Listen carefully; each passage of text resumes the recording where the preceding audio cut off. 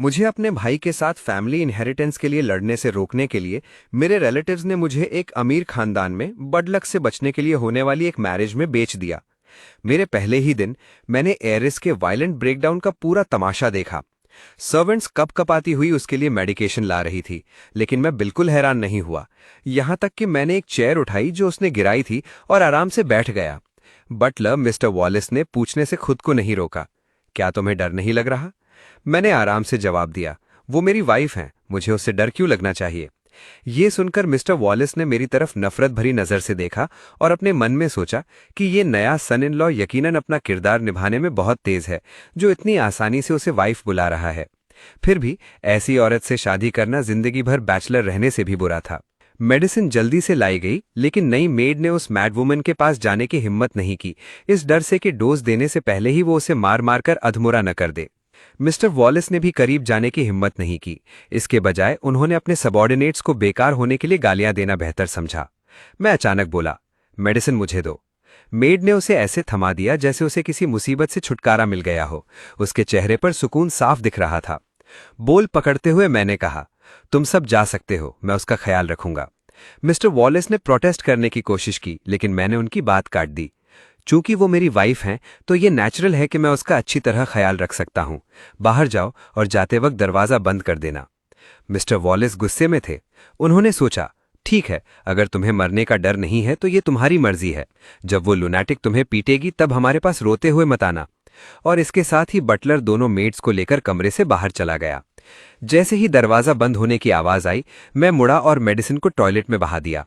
जैसे ही मेडिसिन अंदर लाई गई थी, मैंने उस तेज अर्बल अरोमा के नीचे एक हल्की खट्टी बदबू महसूस की थी। ये अनोखी स्मेल मयाज़मा वाइन से आ रही थी, एक रेयर प्लांट जो सिर्फ साउथ ईस्ट एशिया के दूर दराज इलाकों में पाया जाता है।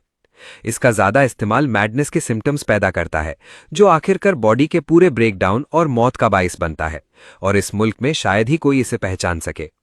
ऐसा लग रहा था कि हैमिल्टन फैमिली की मुश्किलात मेरी सोच से कहीं ज्यादा गहरी हैं। करीब आधे घंटे बाद क्लोई हैमिल्टन आखिरकार बेड पर गिर गई। मैं बिना किसी जल्दी के उसकी पल्स चेक करने के लिए गया। उसके सिम्टम्स बिल्कुल वैसे ही थे जैसा मैंने सोचा था, और वो पहले ही एडवांस स्टेजेस में थी।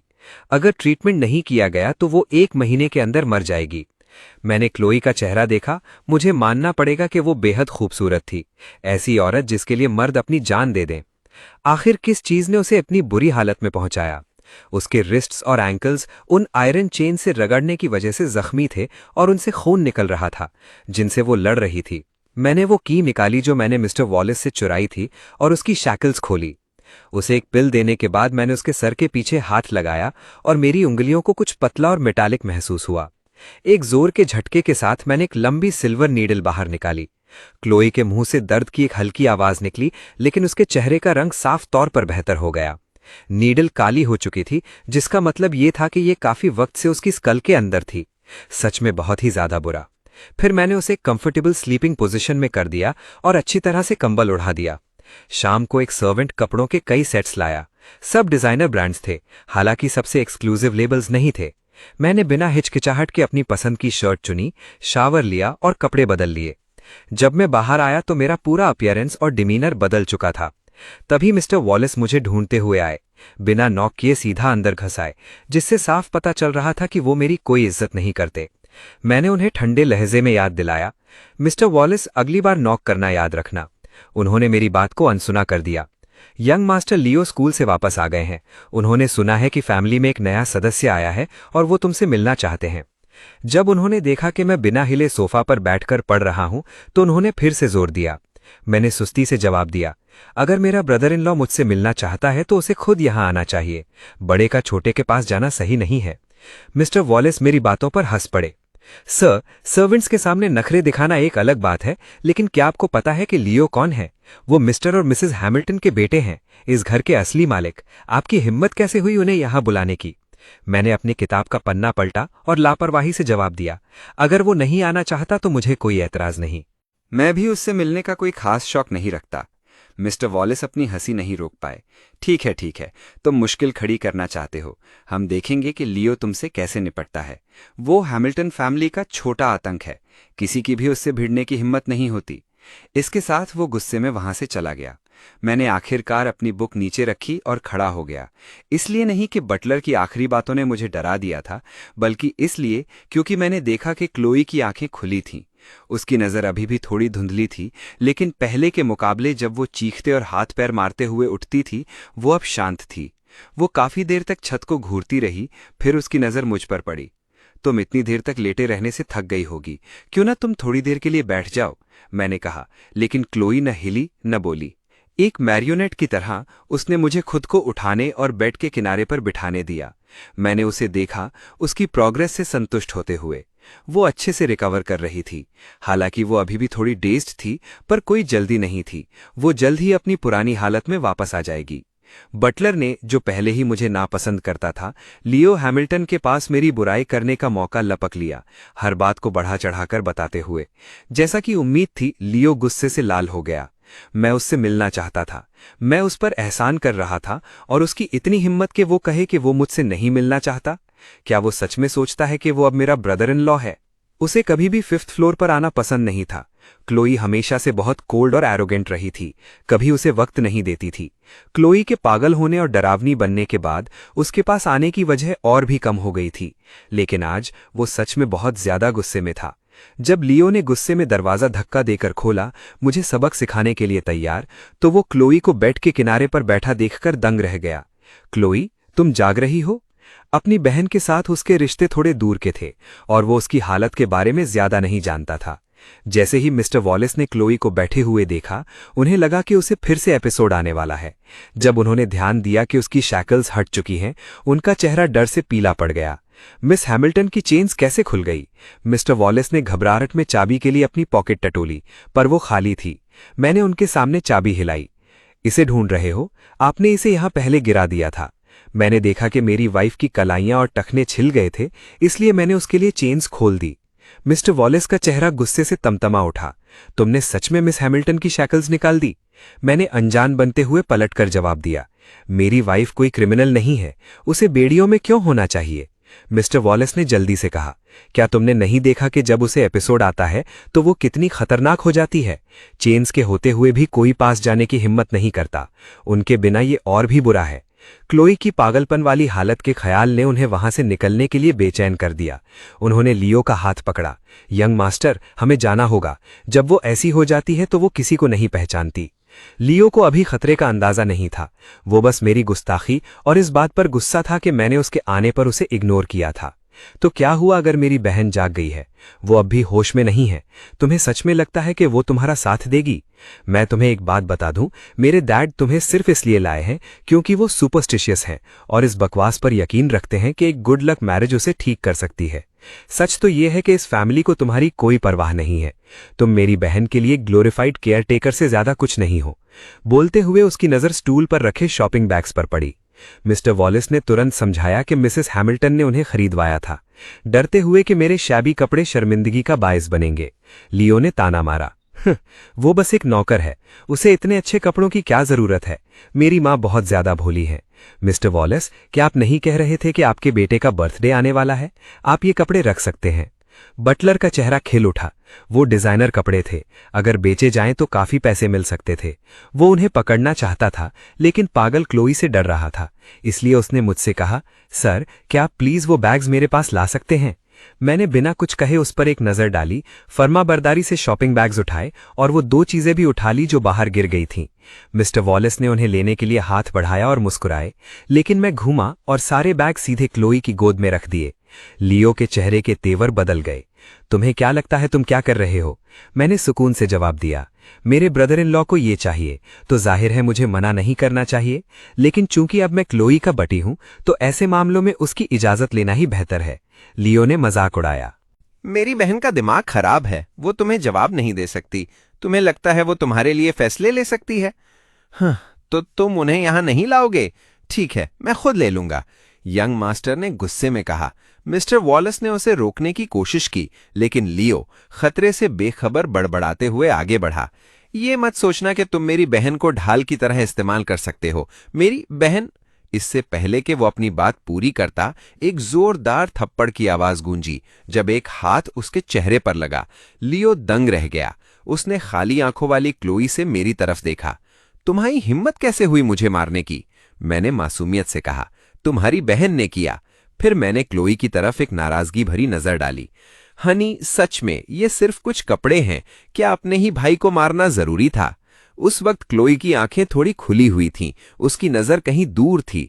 लियो के एंगल से वो उसके चेहरे के हाव भाव साफ नहीं देख सकता था। हैरानी में वो बटलर की तरफ मुड़ा। मिस्टर वॉलेस ने बुरा सा मुंह बनाया। यंग मास्टर, ये इतनी तेजी से हुआ कि मैंने भी नहीं देखा। लेकिन लियो इसे ऐसे ही नहीं छोड़ने वाला था। जैसे ही उसने बहस करने के लिए अपना मुंह खोला, उसके घुटने के पीछे एक तेज दर्द हुआ और वो गिर गया, मेरे कदमों में घुटने टेक कर। मैं अपनी हंसी नहीं रोक सका। ब्रदर इन लॉ, भले ही मैं तुमसे बड़ा हूं, लेकिन इतने फॉर्मल ग्रीटिंग की कोई जरूरत नहीं है। ये पुराना जमाना नहीं है। मैंने अपने पास खड़ी क्लोई की तरफ देखा। वो तुम्हारा भाई है आखिरकार, उसके साथ इतनी सख्ती करने की जरूरत नहीं है। लियो गुस्से से पागल हो रहा था। मिस्टर वॉलेस ने सबसे पहले रिएक्ट किया और जल्दी से उसे पीछे खींच लिया। यंग मास्टर, मिस हैमिल्टन आज कुछ ज्यादा ही अजीब लग रही हैं। हमें चलना चाहिए। उस गुंडे से निपटने के और भी बहुत से मौके मिलेंगे। बटलर के कहे बिना भी लियो की मजीद परेशानी खड़ी करने की हिम्मत नहीं हुई। उसके घुटने का दर्द चला गया था, जिसकी जगह एक सुन्न पन्ने ले ली थी जो उसकी पूरी टांग में फैल गया था। वो खड़ा भी नहीं हो सकता था, इसलिए उसने मिस्टर वॉलेस को खुद को घसीट कर ले जाने दिया। लियो के साथ जो हुआ उससे मुझे जरा भी फर्क नहीं पड़ा। क्लोई को वापस लेटने में मदद करने के बाद मैंने उसे एक और पिल दी और वो फिर से गहरी नींद में सो गई। मैंने उस सोती हुई औरत से धीरे से कहा, तुम नाराज तो नहीं हो कि मैंने तुम्हारे भाई को मारा? अगर हो तो मुझे तुम्हें फिर से पागल बनाना पड़ेगा। अपनी नींद में क्लोई की पलकें फड़फड़ाईं, जैसे उसने मेरी बात सुन ली हो, या शायद नहीं। लियो अपने माँ बाप से शिकायत करना चाहता था, लेकिन उसके पिता शहर से बाहर थे और उसकी माँ कहीं मिल नहीं रही थी। उसका साथ देने वाला कोई नहीं था। लियो की टांग अब भी सुन्न थी और इस डर से कि ये हमेशा के लिए खराब न हो जाए, उसने मिस्टर वॉलेस से कहकर खुद को अस्पताल पहुंचाया। उन्होंने बहुत से टेस्ट्स किए, लेकिन उन्हें कुछ गलत नहीं मिला। अगले दिन उसकी टांग अचानक फिर से ठीक हो गई। इस दरमियान लॉरा, जो स्टेप मदर थी, पूरी रात माजोंग खेल रही थी। उसे सुबह सवेरे सुना कि उसका बेटा अस्पताल में है और वो घबराहट में वहां भागी।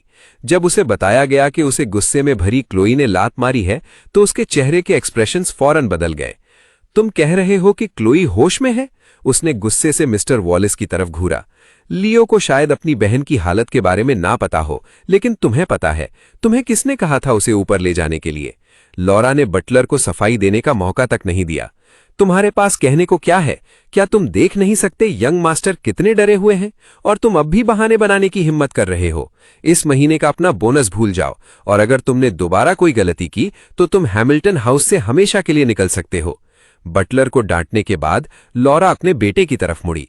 मैंने तुम्हें कहा था कि 5th फ्लोर पर मत जाओ, तुम सुनते क्यों नहीं हो? उस पागल औरत में इतना दिलचस्प क्या है? जब वो दौरे पड़ते हैं तो वो किसी को नहीं पहचानती। इस बार तुम किस्मत वाले थे। अगर तुम्हें कोई गहरी चोट लग जाती तो? तसल्ली की जगह लियो को अपनी मां से लेक्चर मिला, जिसने उसे और भी ज्यादा दुख पहुंचाया। कौन उस पागल को देखना चाहता था? मैंने बस सुना था कि डैड उसके लिए एक पति लाए हैं, उस गुड लक रिचुअल के लिए। मैं बस देखने के लिए उत्सुक था कि कौन सा घटिया आदमी पैसे के लिए किसी खानदान में शादी करेगा, वो भी एक पागल औरत से। वो कोई मामूली सा बंदा है। सच बताऊं तो तुम्हारी बहन अब नहीं बच सकती। डॉक्टर एवंस ने कहा है कि उसके पास 1 महीने से भी कम का समय बचा है। लियो हैरान रह गया। मॉम, क्या आप कह रही हैं कि क्लोई मरने वाली है? लॉरा को एहसास हुआ कि वो ज्यादा बोल गई है, लेकिन उसने ज्यादा परवाह नहीं की। वेल, अब तुम्हें पता चल गया है। इसे अपने तक ही रखना।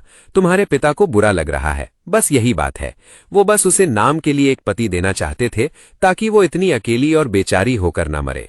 जहां तक उस पंख का सवाल है, सही वक्त आने पर हम उससे छुटकारा पाने का कोई बहाना ढूंढ लेंगे। और तुम सच में ऐसे लड़के की वजह से परेशान हो रहे हो? ये सुनकर लियो को आखिरकार थोड़ा बेहतर महसूस हुआ। आज मौसम बिल्कुल सही था, न ज्यादा गर्म और न ही ज्यादा ठंडा, बस बहुत ही प्लेजेंट। यहां तक कि क्लोई का कम्प्लेक्शन भी थोड़ा ब्राइट लग रहा था। जब मैंने आज सुबह उसे ब्रेकफास्ट खिलाया तो वो खुद अपना मुंह खोलना जानती थी और उसकी आंखें मुझ पर ही टिकी रहीं, कल की तरह खाली नहीं थी।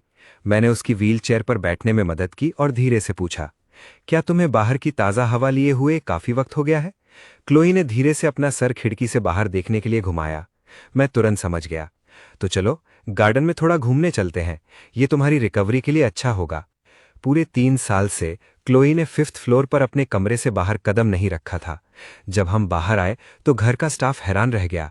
मिस्टर वॉलेस इंटरवीन करना चाहते थे, लेकिन बहुत डरे हुए थे, इसलिए उन्होंने जल्दी से लॉरा को कॉल किया। फोन पर लॉरा की आवाज़ ठंडी थी।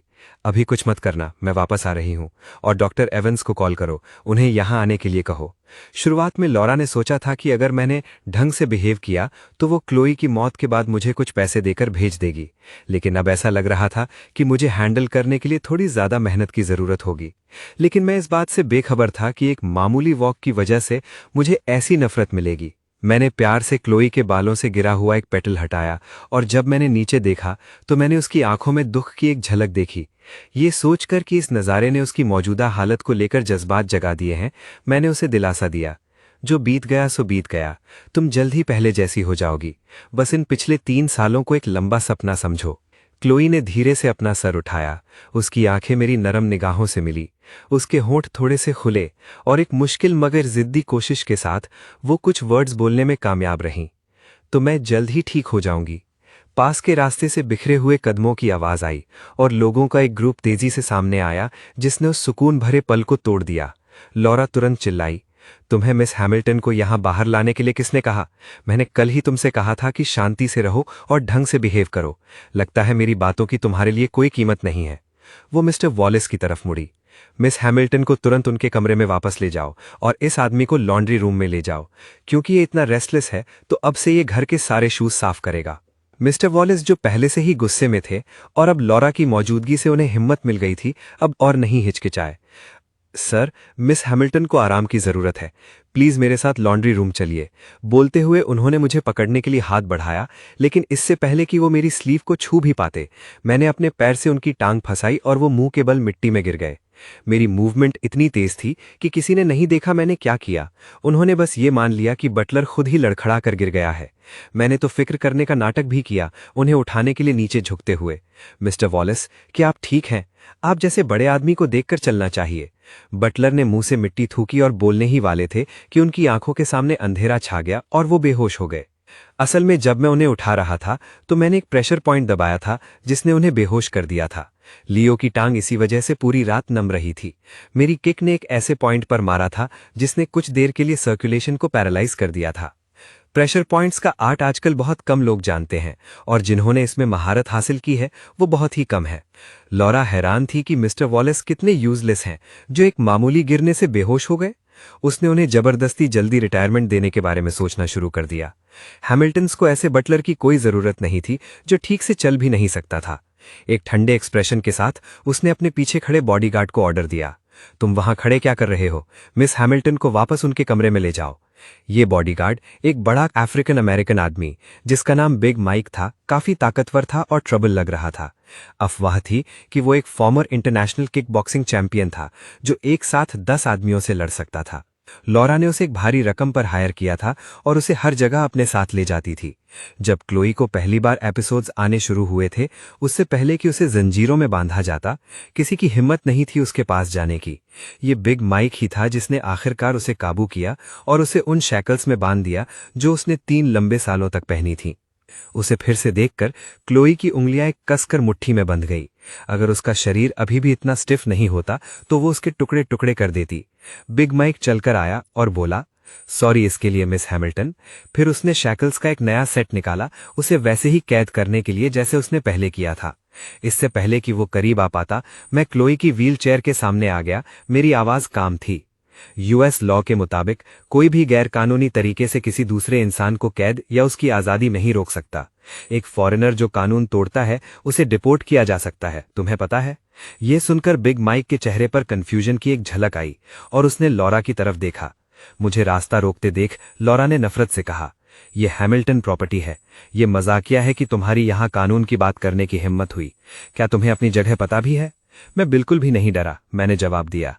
क्या हैमिल्टन प्रॉपर्टी अभी भी इस देश की सरहदों के अंदर नहीं है? अगर ऐसा है तो यहां हर किसी पर इसके कानून लागू होते हैं। कानून का पालन करना हर नागरिक का कर्तव्य है। बोलते हुए मैंने अपना फोन निकाला और रिकॉर्डिंग शुरू कर दी।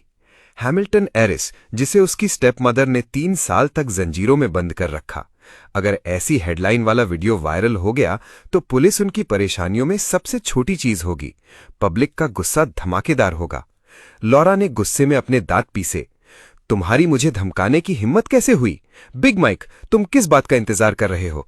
इससे वो फोन छीनो और अब से इसे कोई भी कम्युनिकेशन डिवाइसेस इस्तेमाल करने की इजाजत नहीं है। ऑर्डर मिलते ही बिग माइक अब और नहीं हिचकिचाया और मेरे फोन की तरफ हाथ बढ़ाया।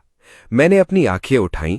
मेरी नजर ठंडी थी और उसके भारी हाथ का मुकाबला अपनी मुट्ठी से किया। टक्कर से वो लड़खड़ाते हुए 3 कदम पीछे हट गया। एक सुन कर देने वाला झटका उसके हाथ से होता हुआ उसकी पूरी बाजू तक गया। बिग माइक ने हैरानी से मेरी तरफ देखा। उसने मेरी आंखों में एक ठंडा, कातिलाना इरादा देखा, ऐसा जो सिर्फ ट्रेनिंग से दिखाया नहीं जा सकता था। ये उस योद्धा की नजर थी जिसने मौत का सामना किया हो और जिंदा बचा हो। मैंने ठंडे दिमाग से कहा, बिग माइक, यही नाम है ना? तुम इस देश में कब से हो? बात करते हुए मैंने हल्के से उस नेकलेस को छुआ जो मैंने पहना हुआ था। यहां जो कुछ भी हो रहा था वो एक हिडन कैमरा के जरिए एक सीक्रेट फैसिलिटी के मॉनिटरिंग रूम में भेजा जा रहा था। शायद ये मेरा असरदार ऑरा था या शायद मेरे मुक्के की ताकत, लेकिन बिग माइक ने बिना सोचे समझे जवाब दिया, 5 साल। मैंने हल्के से कहा, तुमने अच्छे खासे पैसे कमाए होंगे। अगर दूसरे देश में रहकर पैसे कमाते रहना चाहते हो तो कानून का पालन करना याद रखना, वरना तुम्हें वापस भेज दिया जाएगा। ठीक उसी वक्त एक सीक्रेट फैसिलिटी में एक खौफनाक मिजाज वाला आदमी मॉनिटर देख रहा था। उसने एक वॉकी टॉकी उठाया और ऑर्डर दिया, बिग माइक नाम के एक इल्लीगल इमिग्रेंट की जांच करो, उसे डिपोर्ट करने की कोई वजह ढूंढो। लॉरा क्लोई के गुस्से के डर से दूर खड़ी थी और उसने हमारी बातचीत को साफ तौर पर नहीं देखा था। उसने सोचा कि बिग माइक नए दामाद पर हाथ उठाने से हिचकिचा रहा है। उसके अंदर गुस्सा भर गया। बिग माइक, क्या तुम भूल गए कि तुम्हें पैसे कौन देता है? इस लड़के को अभी नीचे गिराओ, इससे बातें करके वक्त बर्बाद करना बंद करो। हालांकि बिग माइक की इंस्टिंक्ट्स उसे बता रही थी कि मैं खतरनाक हूं, लेकिन लॉरा उसकी एम्प्लॉयर थी। उसे कभी कभार कानून तोड़ने की ज्यादा चिंता नहीं थी। आखिरकार हैमिल्टन घर की मालकिन एक ताकतवर औरत थी जिसके बड़े कनेक्शंस थे। वो आसानी से उसकी हिफाजत कर सकती थी। बिग माइक के मुंह से एक हल्की गर्जना निकली जो किसी जंगली जानवर की तरह डरावनी थी। उसने अपनी मुट्ठियां भींची और एक तेज आंधी की रफ्तार से मुझ पर हमला किया। इस बार वो अपनी पूरी ताकत इस्तेमाल कर रहा था। माफ कीजिएगा सर, ये आपने खुद अपने सर लिया है। क्लोई की पेट इस लड़ाई की तरफ थी, इसलिए वो देख नहीं सकती थी कि क्या हो रहा है, लेकिन उसे एहसास हो गया कि मैं खतरे में हूं। उसने कोशिश की, खड़ा होने की कोशिश की, लेकिन उसकी टांगें अभी भी सुन्न थीं और उसका साथ नहीं दे रही थीं। जैसे ही वो घबराने लगी, उसने अपने पीछे से एक हल्की कराह सुनी। जैसे ही बिग माइक का मुक्का लगने ही वाला था, मैंने तेवरी चढ़ाई, ये देखकर कि मेरे जूते के फीते खुल गए हैं। मैंने उन्हें बांधने के लिए नीचे झुका और सफाई से उसके मुक्के से बच गया। उसका पूरी ताकत वाला वार मेरे पीछे मौजूद एक पेड़ के तने पर लगा, जिससे चेरी ब्लॉसम्स की बारिश होने लगी जो बर्फ की तरह नीचे गिरने लगे। उसी पल मेरे चेहरे के हाव भाव बदल गए। मैं बिजली की तरह तेजी से हिला और 4 बार वार किया। बिग माइक के हाथ और पैरों के मुख्य प्रेशर पॉइंट्स पर चोट मारी। जब तक आखिरी फूल गिरा और लॉरा को सब साफ दिखाई दिया, उसने देखा कि बिग माइक बिना किसी वजह से जमीन पर घुटनों के बल बैठा है, बिल्कुल सुन्न, और उसने सरेंडर करने के अंदाज में अपने हाथ ऊपर उठाए हुए हैं। इस बेवकूफ को देखकर लॉरा गुस्से से फटने वाली थी। वो चीखी, बिग माइक, तुम्हें क्या हो गया है? मैंने तुम्हें इस बदमाश को संभालने के लिए कहा था, उसके आगे घुटने टेकने के लिए नहीं। इस बार बिग माइक ने सही में मेरी काबिले तारीफ महारत का अनुभव कर लिया था और जान लिया था कि मैं भेस बदले हुए एक मास्टर हूं। उसने लॉरा को समझाने के लिए अपना मुंह खोला, लेकिन मेरा हाथ पहले ही उसके कंधे पर था। मैं मुस्कुराते हुए कहा, क्या तुमने मेरी पत्नी को नाराज किया था? वरना तुम अचानक उसके सामने घुटने क्यों टेकोगे? खैर, मैं उसकी तरफ से तुम्हारी माफी कबूल करता हूं। बिग माइक ने बोलने की कोशिश की, लेकिन उसने देखा कि वो कोई आवाज नहीं निकाल पा रहा है। जब मैंने उसके कंधे को थपथपाया था, मैंने एक ऐसे प्रेशर पॉइंट पर भी चोट मारी थी जिसने उसे गूंगा कर दिया था। लॉरा ने उसे बेकार होने के लिए कोसा और सिक्योरिटी टीम को फोन करने के लिए अपना फोन निकाला। तभी सिक्योरिटी के हेड का फोन आया। उसकी आवाज में जल्दी थी, मैम, गेट पर पुलिस ऑफिसर्स आए हैं। उनके पास मिस्टर माइक के लिए वारंट है जो आपके साथी हैं। कहते हैं एक शहरी ने उसकी शिकायत की है कि वो वैश्या के पास गया था और पूछताछ के लिए उसे ले जाना है। अगर बात सच निकली तो उसे डिपोर्ट कर दिया जाएगा और दोबारा एंट्री बंद हो जाएगी। लॉरा को लगा जैसे उसका दिमाग फटने वाला है।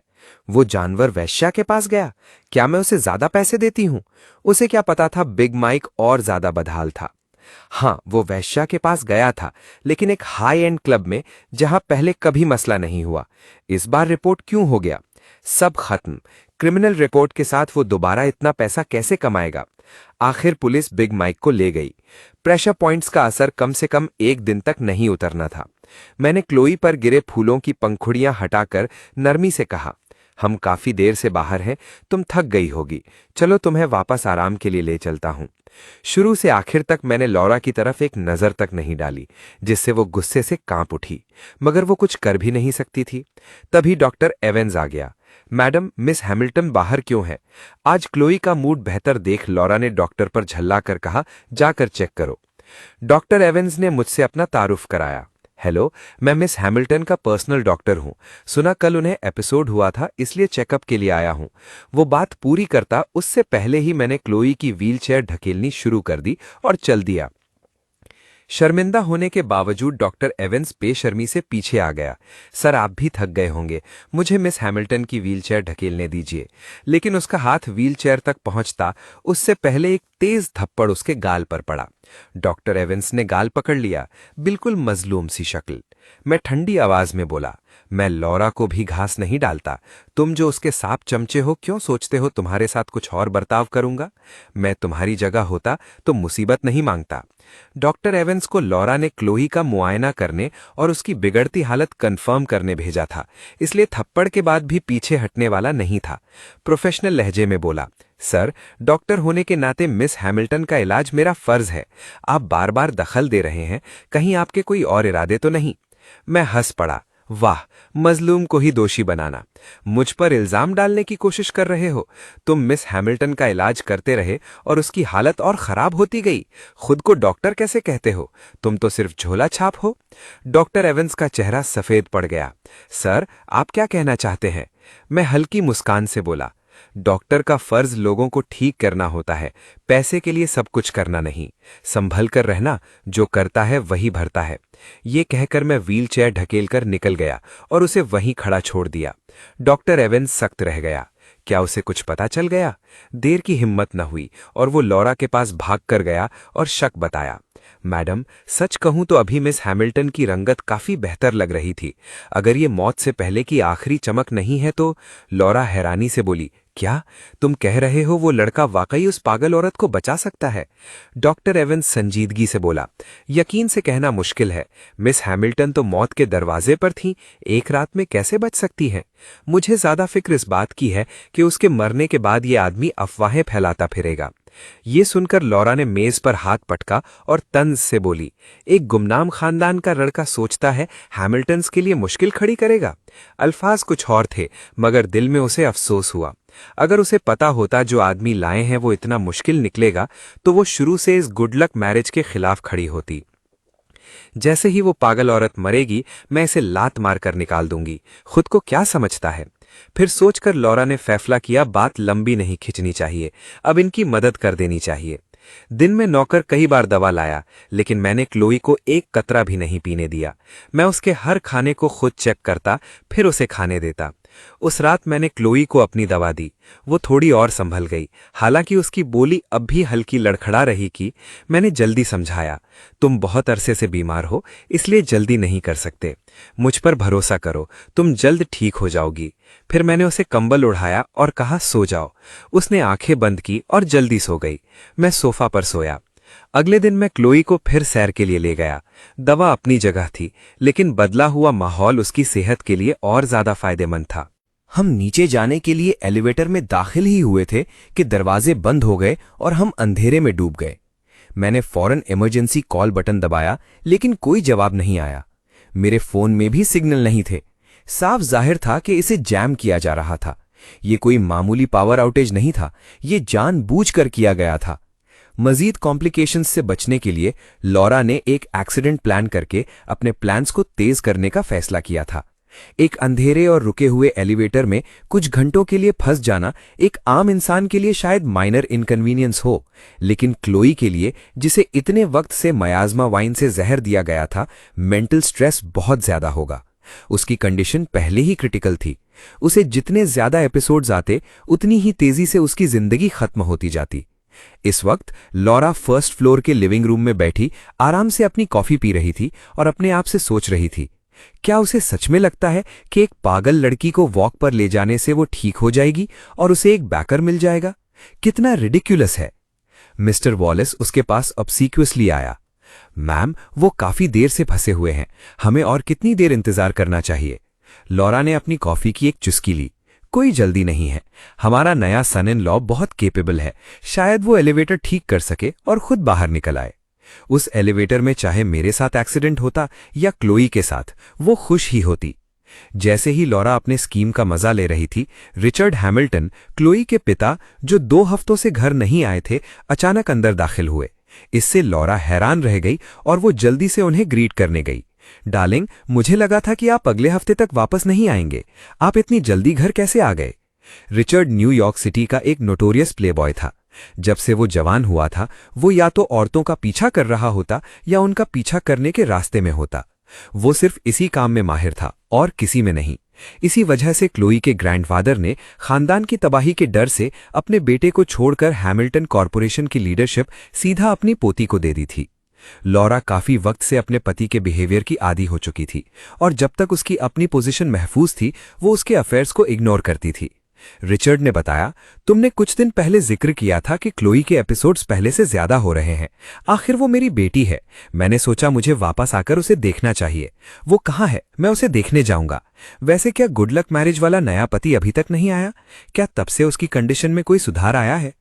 रिचर्ड ने अपनी बात खत्म की और क्लोई को देखने के लिए ऊपर जाने लगा। इतने सालों के अपने डिसोल्यूट लाइफस्टाइल के बावजूद वो कभी कभी अपनी बेटी के बारे में सोचता था। क्लोई खास तौर पर उस औरत की बच्ची थी जिससे उसने सबसे ज्यादा प्यार किया था और वो उसके सब बच्चों में सबसे ब्रिलियंट थी। भले ही वो अब एक पागल थी, पर खानदान का रिश्ता बरकरार था। लॉरा की आंखों में चालाकी चमकी। मुझे तो कुछ कहो ही मत, आप ही थे जिसने सुपरस्टिशियस बकवास पर जोर दिया था। पता चला है कि वो लड़का एक मनहूस है। वो क्लोई की हेल्थ का बिल्कुल ख्याल नहीं रखता, उसे ठंडी हवा में बाहर ले जाता है। मुझे लगता है कि वो सिर्फ उसके मरने का इंतजार कर रहा है ताकि वो पैसे लेकर जा सके। क्या? रिचर्ड गुस्से में था। और तुमने उसकी स्टेप मदर होने के नाते उसे अपनी मर्जी करने दी? लॉरा ने झूठी शिकायत की। मैंने उसे रोकने की कोशिश की, लेकिन वो मुझे अपनी मदर इन लॉ समझकर बिल्कुल रिस्पेक्ट नहीं देता। वो वही करता है जो उसका दिल चाहता है। मेरी हर एक बात का उसके पास 10 जवाब होते हैं। तभी एक नौकर देर से भागता हुआ अंदर आया और रिपोर्ट दी, सर, मैम, बहुत बुरा हुआ। नए मास्टर ने क्लोई को बाहर ले जाने की जिद की और एलिवेटर खराब हो गया, वो अंदर फंस गए हैं। लॉरा ने हैरान होने का नाटक किया। ओ मेरे खुदा, वो इतनी कमजोर हैं कि मुश्किल से बिस्तर से उठ पाती हैं। वो उसे बाहर कैसे ले जा सकता है? ये जरूर उसकी वजह से हुआ होगा। तुम सब यहाँ खड़े क्या हो रहे हो? जाओ किसी को बुलाओ जो एलिवेटर खोले। हम क्लोई को मजीद डरने नहीं दे सकते। रिचर्ड भी परेशान हो गया। वो कौन सी फ्लोर पर फंसे हैं? 5th फ्लोर पर। जल्दी 5th फ्लोर पर चलो। एलिवेटर खराब होने की वजह से सबको सीढ़ियों से भागना पड़ा। रिचर्ड ने हांफते हुए पूछा, मेंटेनेंस वर्कर्स कहाँ हैं? आज उनकी छुट्टी है सर, हमने उन्हें कॉल कर दी है, लेकिन उन्हें यहां पहुंचने में कुछ वक्त लगेगा। ये यकीनी बनाने के लिए कि हम ज्यादा देर तक फंसे रहें, लॉरा ने मेंटेनेंस क्रू को पहले ही छुट्टी दे दी थी। रिचर्ड ने एलिवेटर के दरवाजों पर हाथ मारा। क्लोई, क्या तुम ठीक हो? हिम्मत मत हारना, रिपेयरमैन रास्ते में है। जब अंदर से कोई जवाब नहीं आया तो लॉरा ने झूठी फिक्र के साथ कहा, इतनी खामोशी क्यों है? वहां हवा कम हो रही होगी। अगर क्लोई बेहोश हो गई हो तो? रिचर्ड ने जल्दी में कहा, तो हम किस बात का इंतजार कर रहे हैं? किसी को बुलाओ दरवाजा खोलने के लिए। हम गैर पेशेवरों को ये करने नहीं दे सकते। अगर उन्होंने गड़बड़ कर दी और कार नीचे गिर गई तो अंदर के लोग मारे जा सकते हैं। उसी वक्त उनके पीछे से एक गहरी मर्दाना आवाज आई, सब एलिवेटर के पास भीड़ क्यों लगाकर खड़े हैं? लॉरा पलटी और मुझे देखा। वो शख्स जिसे फंसा हुआ होना चाहिए था, कमरे के दरवाजे पर बिल्कुल ठीक खड़ा था और उन्हें हैरानी से देख रहा था। मैं मुस्कुराया। क्या आप सब एलिवेटर का इंतजार कर रहे हैं? मैं चलकर गया, कॉल बटन दबाया और दरवाजे आराम से खुल गए, जिससे अंदर का खाली हिस्सा दिखाई दिया। रिचर्ड हैरानी से देखता रहा। क्या एलिवेटर खराब नहीं है? और तुम कौन हो? ये वही गुडलक हस्बैंड है जिसका तुमने इंतजाम किया था, लॉरा ने चिढ़ते हुए कहा। फिर मेरी तरफ मुड़ी। क्या तुम और मिस हैमिल्टन एलिवेटर में नहीं फंसे थे? हम यहां बाहर इतना शोर मचा रहे हैं, तुमने खुद को दिखाया क्यों नहीं? क्या तुम जानबूझकर हमें परेशान करने की कोशिश कर रहे थे? मैंने एक मासूम चेहरा बनाया। एलिवेटर थोड़ी देर के लिए खराब हुआ था और मैंने इमरजेंसी कॉल करने की कोशिश की, लेकिन किसी से बात नहीं हो पाई। जब तक हम बाहर आए वहां कोई नहीं था, तो मुझे लगा कि आपको पता ही नहीं कि हम फंसे हुए हैं। रिचर्ड को गुस्सा आ गया। उसने आसपास के सर्वेंट्स को घूरा। क्या ये जो कह रहा है सच है? तुम्हें पता भी नहीं चला कि कोई एलिवेटर में फंसा है? क्या तुम सब बिल्कुल बेकार हो? सर्वेंट्स ने अपने सर झुका लिए। उनकी हिम्मत नहीं हुई ये बताने की कि लॉरा ने उन्हें ऑर्डर्स दिए थे। रही बात हम कैसे बाहर आए, मैं बस आराम से मुस्कुराया। शायद हम किस्मत वाले थे। कुछ मिनट्स बाद ये फिर से काम करने लगा। सच तो यह है कि ये जानते हुए कि ये एक साजिश थी, मैंने खुद दरवाजे खोले और साथ ही साथ खराबी को भी ठीक कर दिया। क्या क्लोई ठीक है? रिचर्ड ने चैन की सांस ली। लगता है इस लड़के की किस्मत वाकई अच्छी है, जो उसके मकसद के लिए बिल्कुल सही थी। मैं मुस्कुराया और कहा, आप उसके पिता होंगे। क्लोई ठीक है, आप चिंता मत कीजिए। लॉरा बेशक मुझ पर हमला करने का ये मौका नहीं छोड़ना चाहती थी। ये सब तुम्हारी गलती है, क्योंकि तुमने उसे बाहर ले जाने की जिद की। वो एक बीमार इंसान है, वो तुम्हारी लापरवाही का साथ नहीं दे सकती। अगर वाकई कुछ हो जाता तो तुम्हारी जान भी इसका पश्चाताप करने के लिए काफी नहीं होती। रिचर्ड का चेहरा उतरता देख लॉरा ने आग में और तेल डाला। कल डॉक्टर एविंस क्लोई को देखने आए थे, लेकिन इस बदमाश ने न जाने क्यों उसे उसके पास आने से साफ मना कर दिया। कौन जाने अगर ये जानबूझकर उसकी हालत खराब करने की कोशिश कर रहा है। इशारा साफ था, मेरे इरादे नेक नहीं थे और मैं क्लोई को नुकसान पहुंचाना चाहता था। इस पर रिचर्ड का चेहरा गुस्से से बिगड़ गया। मुझे यकीन नहीं हो रहा कि तुम इतने लापरवाह हो। ये तो बुरा है ही कि तुम गैर जिम्मेदार हो, लेकिन ये सोचना कि तुम मेरी बेटी के लिए बुरे इरादे रखते हो। लॉरा ने बात बढ़ाते हुए जख्म पर नमक छिड़का। बिल्कुल सही, हैमिल्टन फैमिली में हम इस जैसे किसी को नहीं रख सकते। इस रफ्तार से तो ये क्लोई की मौत का सबब बन जाएगा। रिचर्ड ने ठंडक से कहा, लगता है तुम इस परिवार का दामाद बनने के लायक नहीं हो। तुम जा सकते हो, मैं क्लोई के लिए कोई दूसरा पति ढूंढ लूंगा। मैंने मजबूती से जवाब दिया, मैं अब क्लोई का लीगल हस्बैंड हूं। जब तक मेरी पत्नी खुद नहीं कहती, कोई हमें डिवोर्स के लिए मजबूर नहीं कर सकता। लॉरा हैरान रह गई कि मैंने रिचर्ड को पलटकर जवाब दिया, तुम्हें डिवोर्स मिलेगा या नहीं ये तुम्हारे हाथ में नहीं है। सिक्योरिटी को बुलाओ और इस बदमाश को बाहर फेंक दो। तभी एक साफ और ठंडी आवाज फिजा में गूंजी। मेरे पति को हाथ लगाने की हिम्मत किसने की? उस आवाज ने सबको चौंका दिया। कमरे का दरवाजा खुला और क्लोई धीरे से अपनी व्हील चेयर में बाहर आई। उसका चेहरा अब भी पीला था, लेकिन उसकी पूरी ऑरा बदल गई थी। उसकी आंखें अब खाली नहीं थीं, बल्कि तेज और गहरी थीं। उसकी नजर इतनी ठंडी थी कि लग रहा था कि उसके आसपास की हवा को जमा देगी। लॉरा तुरंत समझ गई, असली क्लोई वापस आ गई थी। वो खामोश लेकिन दबंग औरत, जो एक नजर से पूरे कमरे पर काबू पा सकती थी, वापस आ गई थी। मेरे अलावा वहां सबसे खुश इंसान शायद रिचर्ड था। क्लोई, तुम होश में हो? पिताजी। क्लोई ने अपनी आंखें उठाईं और उसे ठंडी नजर से देखा। काफी वक्त हो गया है। रिचर्ड उसके लहजे का तंज समझ नहीं पाया और अपनी बेटी को गले लगाने के लिए बढ़ा, लेकिन क्लोई ने अपनी व्हीलचेयर मोड़ ली और बड़ी होशियारी से उसे नजरअंदाज कर दिया। उसकी नजर लॉरा पर टिक गई। ये क्या हो रहा है? तुम मेरे पति को निकालना चाहती हो?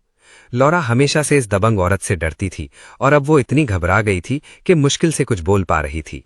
क्लोए की नजरें सर्वेंट्स पर घूमी। अगर तुम लोग एक मामूली एलिवेटर मैलफंक्शन भी नहीं संभाल सकते तो तुम सबका क्या फायदा?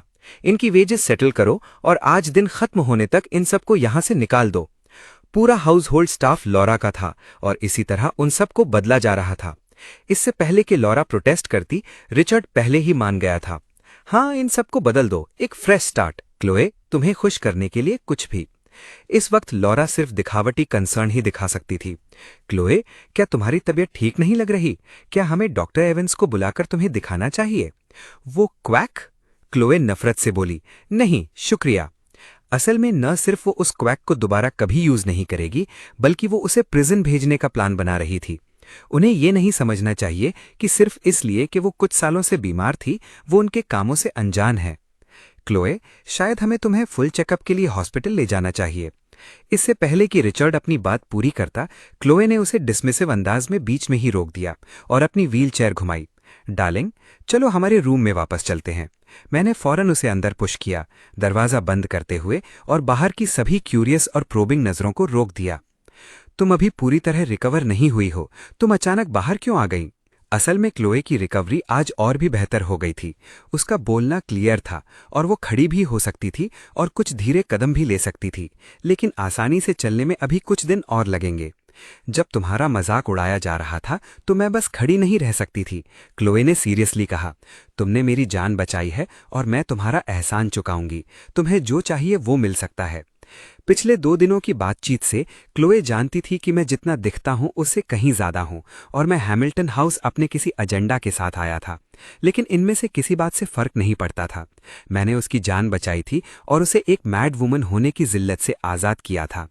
मैंने एक हल्की हंसी निकाली। उसका अर्नेस्ट एक्सप्रेशन देखकर मुझे अचानक उसे टीज करने का मन किया। कुछ भी? क्या इसमें तुम भी शामिल हो? बोलते हुए मैंने अपना हाथ बढ़ाया और उसकी चिन ऊपर की। तुम दिखने में बुरी नहीं हो। मुझे लगता है तुम मुश्किल से ही एक्सेप्टेबल हो। ये सिर्फ एक मजाक था, लेकिन क्लोए का चेहरा फौरन लाल हो गया। उसने अपना सर दूसरी तरफ घुमा लिया और धीरे से जवाब दिया, ठीक है। थोड़ी देर रुकने के बाद उसने कहा, जब तक तुम चाहोगे तुम हमेशा इस घर के मास्टर रहोगे और मैं एक वाइफ के तौर पर अपनी ड्यूटीज पूरी करूंगी, अपनी पूरी जिंदगी तुम्हारी रिस्पेक्ट और ऑनर करते हुए। मैंने अपनी आईब्रो उठाई। सिर्फ रिस्पेक्ट और ऑनर, लेकिन लव नहीं? इस पर क्लोए गिल्टी लगने लगी। मुझे माफ कर दो, लेकिन मैं तुम्हें अपना दिल नहीं दे सकती। 5 साल पहले मैंने ये पहले ही एक और लड़के को दे दिया था। तुम्हारी तरह उसने भी मेरी जान बचाई थी। बदकिस्मती से मैं उसे कभी ढूंढ नहीं पाई। मुझे पता है ये कहना अनग्रेटफुल लगता है, लेकिन मैं तुम्हें धोखा देने के बजाय ऑनेस्ट रहना पसंद करूंगी।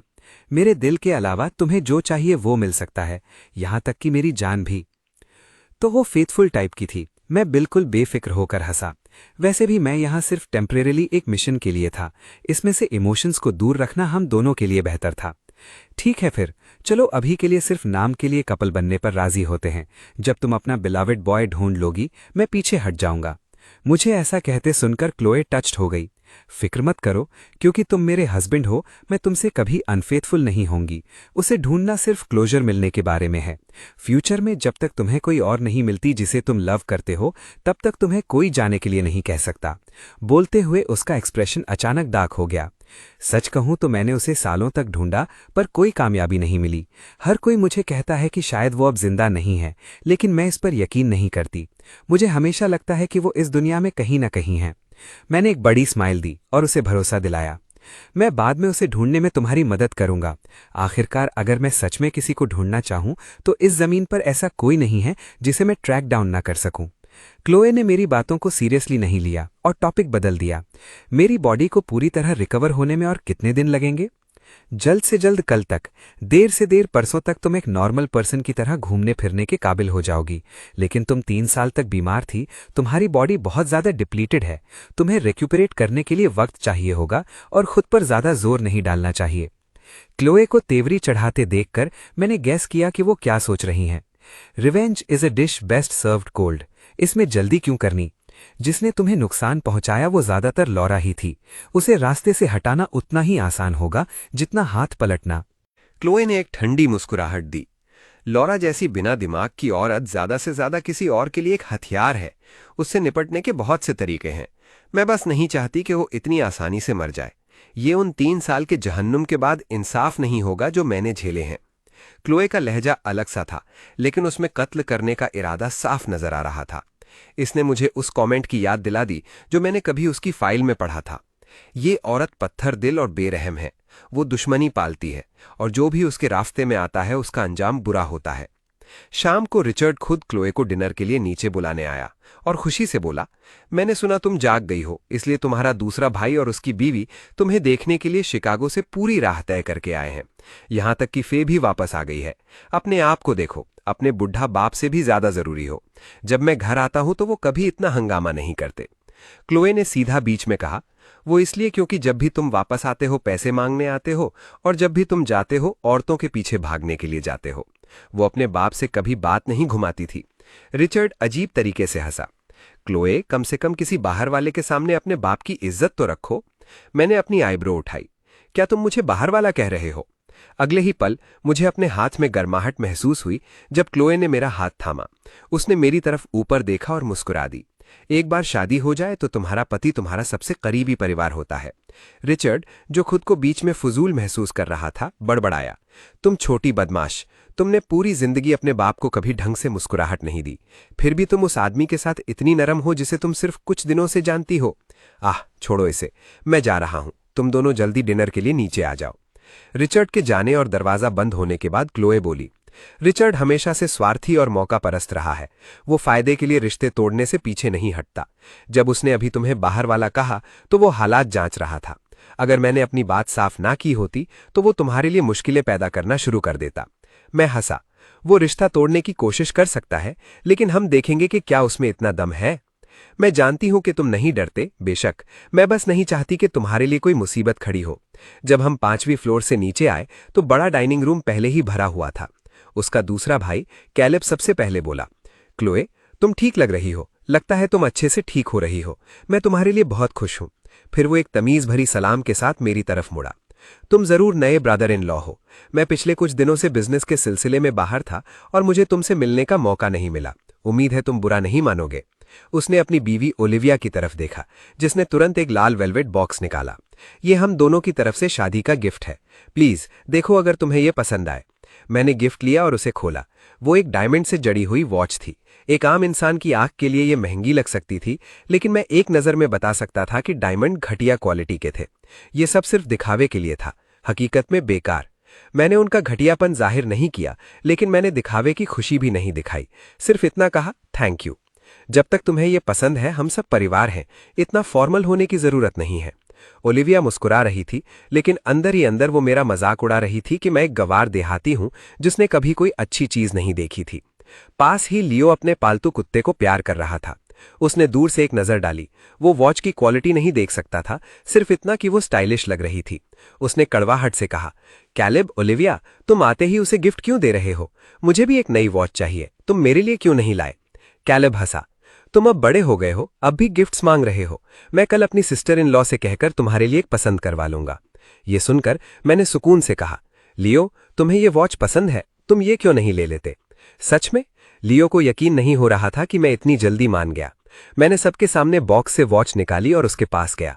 लियो को लगा कि मैं बस परिवार के सामने दरिया दिल बनने की कोशिश कर रहा हूं और उसने गुरूर से हाथ बढ़ाया, लेकिन मैंने उसका हाथ बचा लिया और एक ही बार में वॉच उसके कुत्ते के पंजे पर बांध दी। मैं मुस्कुराया। लो, बिल्कुल सही फिट आई है। लियो को गुस्सा आने ही वाला था, लेकिन जब उसने नीचे देखा और वॉच की घटिया क्वालिटी देखी तो वो जोर से हंसने लगा। ओलिविया, तुम कितनी कंजूस हो, उसे एक नकली वॉच दे रही हो। लेकिन मुझे कहना होगा कि ये मेरे कुत्ते पर काफी अच्छी लग रही है। क्लोए की आवाज ठंडी थी। कैलेब, क्या यही वो सोच समझ कर लिया हुआ गिफ्ट है जो तुमने मेरे पति के लिए तैयार किया था? ऐसा लगता है कि 3 साल तक बिस्तर पर रहने के बाद अब मुझे इतना बेकार समझा जाता है कि तुम मेरे पति को नकली चीज देकर बहला सकते हो। ओलिविया अपनी पोल खुलने पर शर्मिंदा थी, खासकर इसलिए क्योंकि मैंने वो नकली वॉच कुत्ते को पहना दी थी, जिसका मतलब था कि उसका गिफ्ट सिर्फ एक जानवर के लायक था।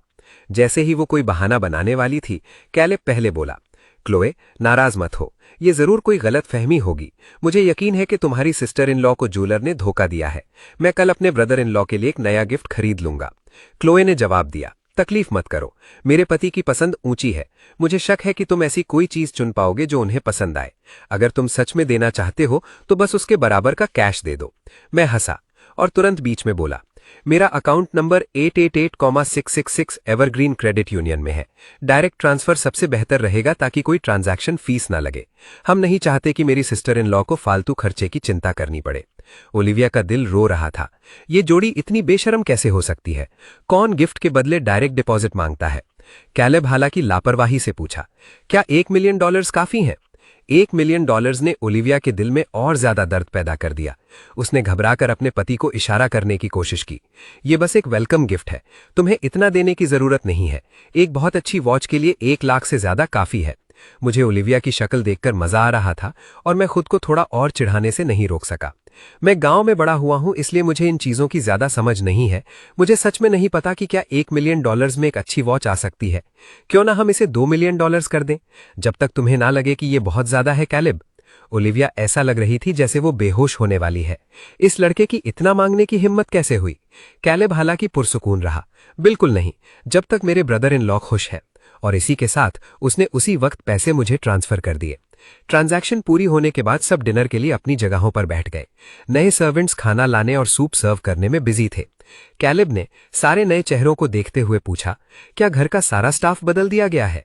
इस बात का जिक्र होते ही लॉरा की भूख पूरी तरह खत्म हो गई। पेट खराब होने की कुछ बड़बड़ाहट करते हुए उसने इजाजत ली और अपने कमरे में चली गई। जब से मैं आया था उसके लिए कुछ भी सही नहीं हो रहा था। उसका काबिल बॉडीगार्ड अचानक डिपोर्ट कर दिया गया। क्लोई अजीब तरह से ठीक हो गई थी और पहला काम जो उसने किया वो स्टाफ को निकालना था जिसे लॉरा ने सालों लगाकर जमा किया था। रिचर्ड अपनी पत्नी के मूड से बेखबर केलेब को सुबह की बातें सुना रहा था। केलेब सिर्फ मुस्कुराया। क्लोई हमेशा से डिसाइसिव रही है। स्टाफ को इतनी जल्दी बदलना और घर को एक नई शुरुआत देना बिल्कुल उसके जैसा ही है।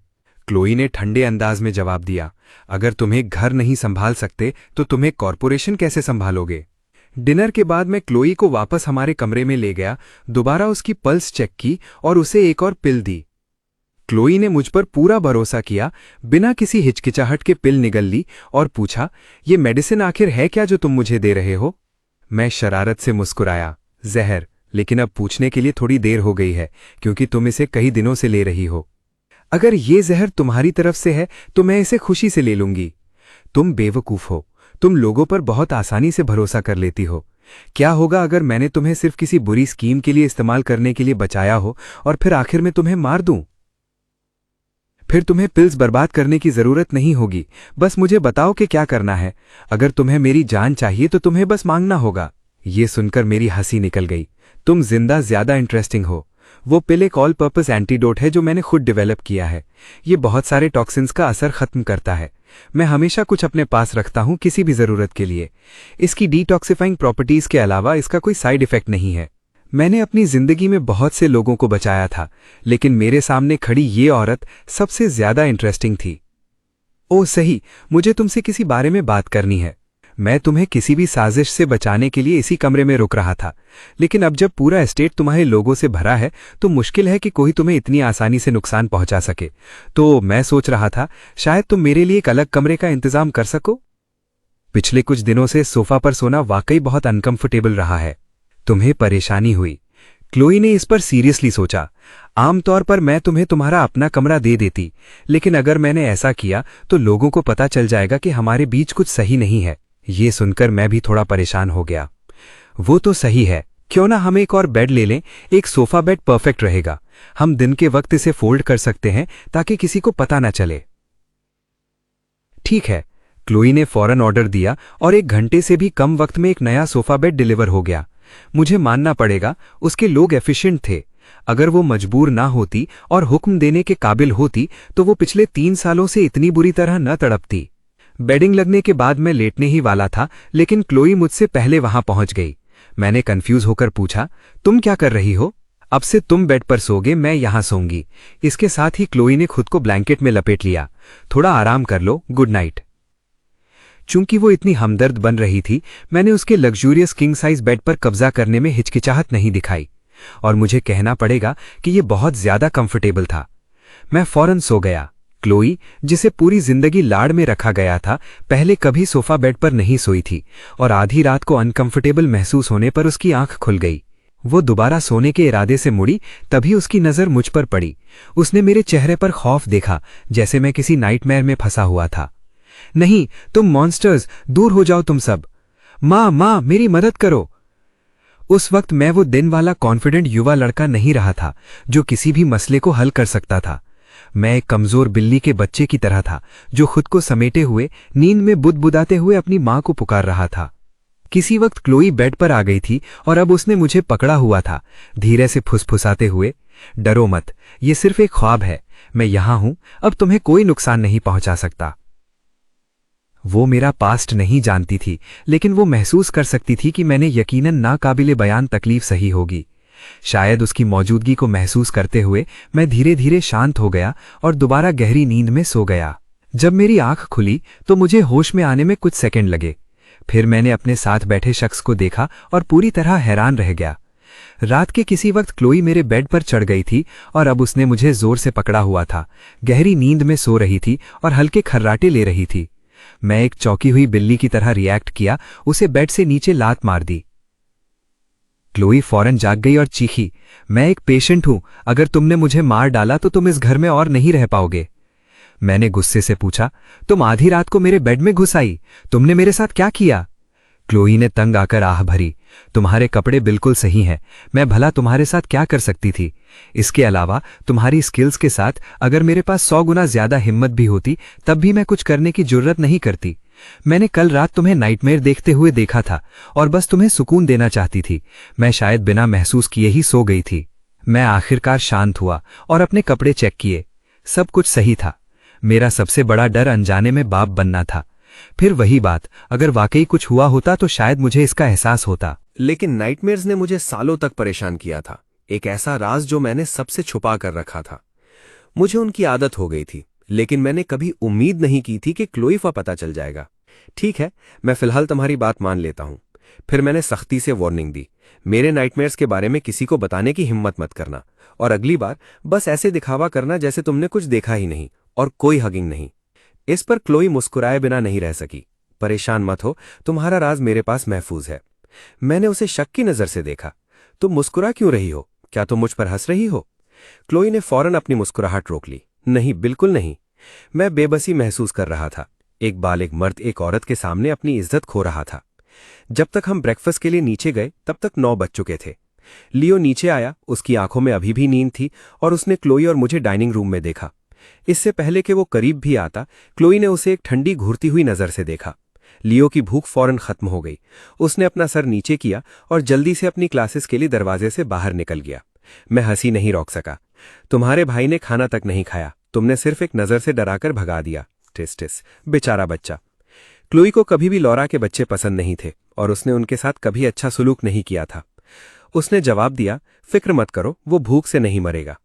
ब्रेकफास्ट के बाद मैंने उसे गंभीर लहजे में कहा, अब तुम काफी हद तक रिकवर हो गई हो, तुम्हें हर वक्त मेरी देखभाल की जरूरत नहीं है। क्लोई ने तेवरी चढ़ाई और मुझे बीच में टोकते हुए कहा, क्या तुम जा रहे हो? क्या तुम हैमिल्टन हाउस में कुछ वक्त रुकने के लिए राजी नहीं हुए थे? उसकी गलतफहमी देखकर मैं मुस्कुरा दिया। किसने कहा कि मैं जा रहा हूं? मैं बस थोड़ी देर के लिए बाहर जाना चाहता हूं, कुछ शॉपिंग करने। क्लोई ने सुकून की सांस ली। क्या तुम चाहते हो कि मैं तुम्हारे साथ चलूं? जरूरत नहीं है, शॉपिंग थका देने वाली होती है और तुम अभी इतनी ताकतवर नहीं हुई हो। क्लोई ने सर हिलाया और फिर मुझे एक सॉलिड ब्लैक कार्ड दिया जिस पर गोल्ड ट्रिम थी। मैं हैरान था, ये क्या है? ये काफी शानदार है। क्लोई ने समझाया, ये ग्रैंड व्यू प्लाजा का ब्लैक कार्ड है, तुम इससे जो चाहो खरीद सकते हो। Grand View plaza New York city का सबसे एक्सक्लूसिव शॉपिंग मॉल था, जो इलीट लोगों का पसंदीदा ठिकाना था, और उसके प्राइसेस भी वैसे ही थे। मैंने अपनी आईब्रो उठाई। कुछ भी खरीद सकता हूं मुफ्त में? कहीं ये मत कहना कि तुम इस जगह की मालिक हो। मैं जानता था कि ग्रैंड व्यू प्लाजा का मालिक काफी मिस्टीरियस था, जो सारे ऑपरेशंस एक सीईओ के भरोसे छोड़ देता था और कभी पब्लिक में नजर नहीं आता था। क्लोई ने सर हिलाया। जब मैं 13 साल की थी, मेरे दादा ने मुझे कुछ पैसे दिए थे ताकि वो मेरी बिजनेस एक्यूमेन को टेस्ट कर सके। शर्त यह थी कि मैं हैमिल्टन फैमिली के किसी भी कनेक्शंस का इस्तेमाल नहीं कर सकती थी। इसलिए मैंने जमीन का एक टुकड़ा खरीदा और ग्रैंड व्यू प्लाजा में इन्वेस्ट किया।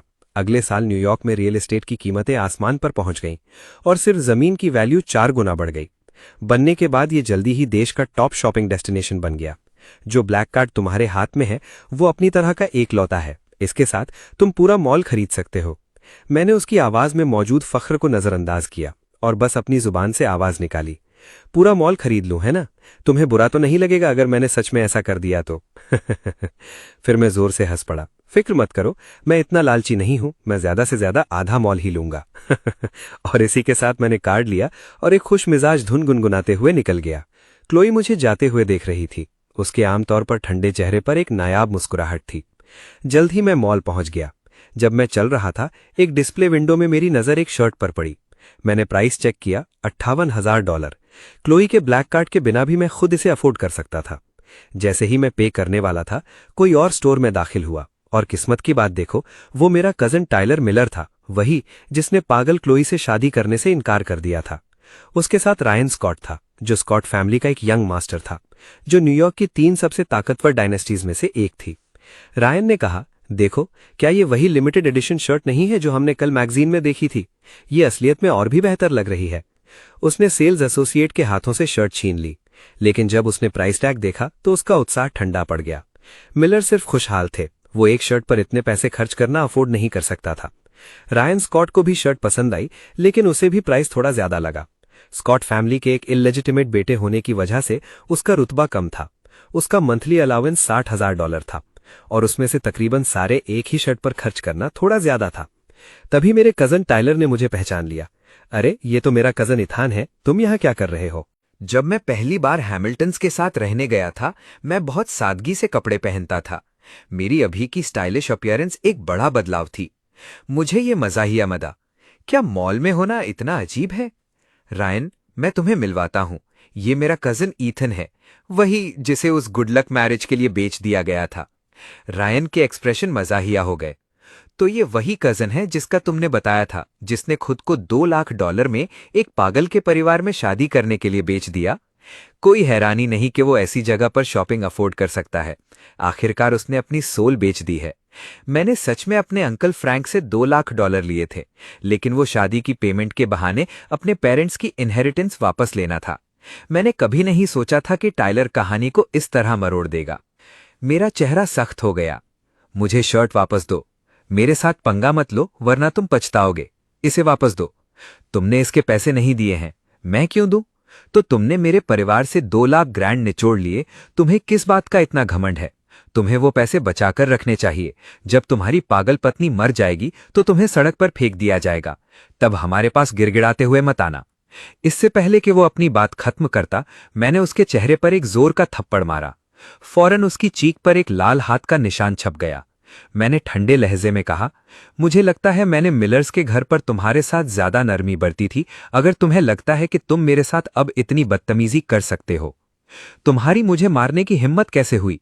टाइलर गुस्से में था, लेकिन उस शोल्डर थ्रो को याद करते हुए जिसने उसे कई दिनों तक दर्द में रखा था, उसने वापस लड़ने की हिम्मत नहीं की।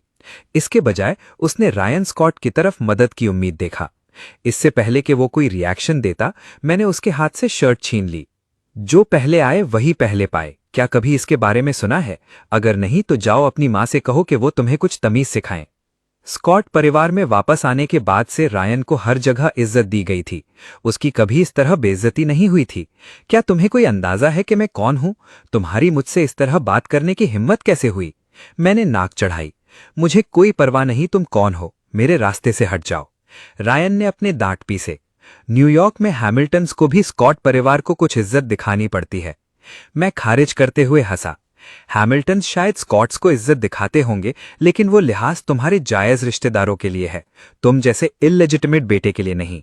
उसका बास्टर्ड स्टेटस रायन के लिए एक कमजोर दुखती रग थी, और मैंने सबके सामने उसका खुलासा कर दिया था। ये उसके चेहरे पर एक सीधा थप्पड़ था। वो गुस्से में भुना हुआ स्टोर मैनेजर की तरफ मुड़ा। अगर तुम दोबारा कभी स्कॉट परिवार का बिजनेस चाहते हो तो तुम इस आदमी को अभी बाहर फेंक दोगे। फिक्र मत करो, टाइलर ने कहा। ये बस गांव का एक गुंडा है, इसके पीछे कोई नहीं है। जिस पल से मैं अंदर आया था, मैनेजर मेरे कपड़ों का अंदाजा लगा रहा था और मुझे नीची नजर से देख रहा था। वो शायद हैमिल्टन्स के साथ मेरे कनेक्शन से थोड़ा सा होशियार था, लेकिन रायन की बातें सुनकर उसने सारी सावधानी छोड़ दी। सर, प्लीज चले जाइए, हमारे पास आपकी खातिरदारी का वक्त नहीं है। रायन की चापलूसी करने के लिए बेताब मैनेजर बोलता रहा। और प्लीज शर्ट वापस कर दीजिए, भले ही आपके पास पैसे हों, हम ये आपको नहीं बेचेंगे। रायन ने मुझे ऊपर से नीचे तक देखा। देखो तुमने क्या पहना है, तुम्हारी औकात मुझसे बहुत कम है। मुझसे किसी चीज के लिए मुकाबला करने की हिम्मत, तुम्हें मौत का इंतजार होगा। मैनेजर, तुम वहां क्यों खड़े हो? इसे यहां से बाहर निकालो। उसके हुक्म पर मैनेजर मुझे जबरदस्ती निकालने के लिए बढ़ा, लेकिन वो रुक गया और पीछे हट गया, इससे पहले कि वो कुछ बोल पाता, मेरी ही एक घूरती नजर से डरकर। मैंने ठंडे लहजे में पूछा, क्या तुम यकीन के साथ मुझे बाहर निकालना चाहते हो? मैनेजर ने सख्त बनते हुए चिल्लाया, ये मैं नहीं हूं, ये तुम हो। तुमने उसे नाराज किया है जिसे तुम्हें नहीं करना चाहिए था। अगर तुम अपने भले के बारे में जानते हो तो तुम अभी चले जाओ और मजीद मुश्किल से बचो। मैं उस जवान सेल्स एसोसिएट की तरफ मुड़ा जो पहले मेरी मदद कर रही थी। तुम मुझे बताओ, ये शर्ट किसे बेचनी चाहिए? वो एसोसिएट जो अभी प्रोबेशन पर थी कांप रही थी। इस खुलेआम बदमाशी को देखकर उसने मेरी तरफ से नाइंसाफी का एक गुप्त एहसास महसूस किया। वो कई बार बीच बचाव करना चाहती थी, लेकिन उसका ओहदा बहुत छोटा था और मैनेजर की ऊंची आवाज ने उसे खामोश कर दिया था। मेरे सवाल सुनकर उसने सच बोलने का फैसला किया। ये जेंटलमैन यहां पहले आए थे और कहा था कि वो इसे खरीदना चाहते हैं। मैं बस इनका बिल बनाने ही वाली थी जब मिस्टर स्कॉट अंदर आए।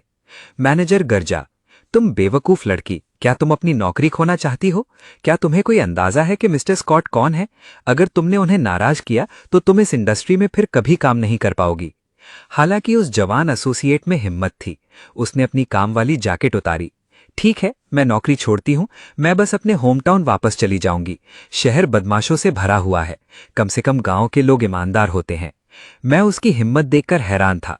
मैं नीचे झुका, उसकी जैकेट उठाई और उसे पकड़ा दी। फिक्र मत करो, मैं तुम्हारी नौकरी का ख्याल रखूंगा। फिर मैं मुस्कुराकर रायन की तरफ मुड़ा। तुम अभी कह रहे थे कि तुम यकीन दिलाओगे कि ये यंग लेडी इस इंडस्ट्री में फिर कभी काम नहीं कर पाएगी, सही कहा ना? इस बारे में क्या ख्याल है? चलो एक शर्त लगाते हैं। ना सिर्फ आज उसकी नौकरी नहीं जाएगी, बल्कि वो इस स्टोर की मैनेजर बन जाएगी, मौजूदा मैनेजर ने मजाक उड़ाते हुए कहा। और तुम्हें क्या लगता है, तुम कौन हो जो ऐसा रिडिकुलस गेम कर रहे हो? रायन भी हंसने लगा। ठीक है, मान लेते हैं कि तुम्हारे पास 10 मिनट हैं। इस बारे में क्या ख्याल है? उसने सोचा कि एक प्रोबेशनरी एम्प्लॉय को निकलवाना बहुत आसान होगा। मैं हालांकि बेफिक्र रहा और मुस्कुराते हुए मान गया। अगर हम शर्त लगा रहे हैं तो कुछ स्टेक्स भी होने चाहिए। बोलते वक्त मैंने खामोशी से फिर से अपने नेकलेस को छुआ, शर्त की टर्म्स को रिकॉर्ड करते हुए, ताकि अगर वो बाद में मुकरने की कोशिश करें। रायन को पूरा यकीन था कि वो जीत जाएगा और वो मुझे ह्यूमिलिएटेड होते हुए देखने का इंतजार नहीं कर सकता था। इस बारे में क्या ख्याल है? हारने वाले को मॉल के चारों तरफ अंडरवेयर में एक चक्कर लगाना होगा। मैंने थोड़ा गुस्सा दिखाया। ये कुछ ज्यादा लग रहा है। डर करके कहीं मैं पीछे ना हट जाऊं, रायन ने मुझे टॉन्ट किया। क्या बात है, डर गए? या फिर तुम कुत्ते की तरह चारों पैरों पर चलकर मॉल से बाहर जा सकते हो? मैंने एक डिस्डेनफुल मुस्कुराहट दी। ठीक है, तुम्हारी शर्त मंजूर है। रायन ने फौरन मैनेजर की तरफ देखा। मैनेजर उस जवान एसोसिएट के पास गया और घमंड से कहा, तुम अब जा सकती हो। एक एम्प्लॉय जिसने अभी तक प्रोबेशन भी पार नहीं किया है, उसे मेरे एक लफ्ज से फायर किया जा सकता है। एसोसिएट ने नाक चढ़ाते हुए कहा, तुम सिर्फ एक बुली हो जो ताकतवर लोगों की चापलूसी करते हो। तुम बस नए स्टाफ को परेशान करते हो। मैं जा रही हूं, ये कोई बड़ी बात नहीं है। जैसे ही वो जाने वाली थी, मैंने उसे रोका। 10 मिनट अभी खत्म नहीं हुए हैं, इतनी जल्दी क्या है? थोड़ा इंतजार क्यों नहीं करती? हो सकता है कि मैं तुम्हें मैनेजर ही बना दूं। इस पर बाकी तीनों जोर जोर से हंसने लगे। मैंने उन्हें अपना मोमेंट एंजॉय करने दिया और कॉल करने के लिए अपना फोन निकाला। क्लोई, क्या तुम बिजी हो? लाइन के दूसरी तरफ वो औरत जो एक वीडियो कॉन्फ्रेंस के बीच में थी, उसने फौरन अपना लैपटॉप बंद कर दिया। बिजी नहीं हूं, बस ब्रेक ले रही हूं। मैं सीधा पॉइंट पर आया। ग्रैंड व्यू प्लाजा के मेंस शर्ट बुटीक का मैनेजर मुझे पसंद नहीं है। उसे फायर कर दो और रिप्लेस कर दो। मुझे ये अगले 5 मिनट में चाहिए। इसके साथ ही मैंने कॉल काट दी। रायन ने अपने हाथ बांधे और मजाक उड़ाया। इसे सुनो, जो नहीं जानता वो सोचेगा कि ग्रैंड व्यू प्लाजा इसका अपना है। टाइलर भी बोल पड़ा।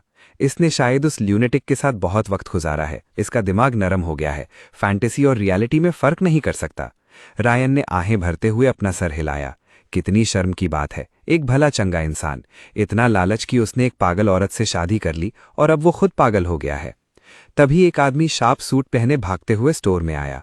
मैनेजर ने उसे देखा और फौरन झुका। मिस्टर ली, आपको देखकर खुशी हुई। Mister Lee Grand View Plaza के जनरल मैनेजर थे, जो इसके पूरे ऑपरेशन के लिए जिम्मेदार थे। वो एक मीटिंग में थे जब उन्हें क्लोई की अचानक कॉल आई और वो फौरन वहां आ गए। मिस्टर ली ने स्टोर में मौजूद लोगों की तरफ देखा और एहतियात से पूछा, माफ कीजिएगा, आप में से ब्लैक कार्ड किसके पास है? टाइलर बिल्कुल क्लूलेस दिख रहा था। उसे तो ये भी नहीं पता था कि ब्लैक कार्ड क्या होता है। रायन ने हालांकि अपने वॉलेट से एक ब्लैक कार्ड निकाला और मेरी तरफ एक स्मग नजर डाली। मिस्टर ली, क्या आप मुझसे जाती तौर पर मिलने आए हैं क्योंकि आपने सुना कि मैं यहां था? लेकिन मिस्टर ली ने बस अपना सर हिलाया। मुझे माफ कीजिएगा सर, लेकिन वो सिर्फ एक वीआईपी कार्ड है जो कुछ डिस्काउंट्स देता है। मैं उस ब्लैक कार्ड की बात कर रहा था जिस पर गोल्ड ट्रिम है। उस कार्ड का होल्डर इस मॉल की किसी भी आइटम का मुफ्त में हकदार है। वो चाहें तो पूरा प्लाजा खरीद सकते हैं अगर वो चाहें तो। सबके होश उड़ गए। एक ऐसा कार्ड जो आपको मॉल से कुछ भी लेने देता है, वो कितना वैल्यूएबल होगा? उसी वक्त मैंने आराम से अपनी जेब से ब्लैक कार्ड निकाला। क्या आप इसकी बात कर रहे हैं? जैसे ही मिस्टर ली ने कार्ड देखा, वो समझ गए कि मैं कौन हूं। वो गहराई से झुके। मेरी सच्ची माफी कबूल कीजिएगा सर, आपके इस अनप्लेजेंट शॉपिंग एक्सपीरियंस के लिए। मैं इसे वैसे ही हैंडल करूंगा जैसे आपने इंस्ट्रक्ट किया है। फिर वो स्टोर मैनेजर की तरफ मुड़े। तुम्हें फायर किया जाता है। मेहरबानी करके फौरन प्रीमाइसेस से चले जाओ। मैनेजर ने विरोध किया। मिस्टर ली, मैंने यहां सालों तक मेहनत से काम किया है। आप मुझे यूं ही क्यों फायर कर रहे हैं? क्योंकि तुमने ऐसे शख्स को अफोर्ड किया है जिसे तुम अफोर्ड नहीं कर सकते। तुम्हें बेहतर पता होना चाहिए था। रायन आगे बढ़ा। मिस्टर ली, है ना, मैं आपको बता दूं, चाहे जो भी वजह हो, आप आज इस मैनेजर को फायर नहीं कर सकते। मैं स्कॉट फैमिली का एक यंग मास्टर हूं और हमने यहां सालों में बहुत सारा पैसा खर्च किया है। अगर आपने वैसा नहीं किया जैसा मैं कहता हूं, तो आप स्कॉट्स को एक मेजर क्लाइंट के तौर पर खो देंगे।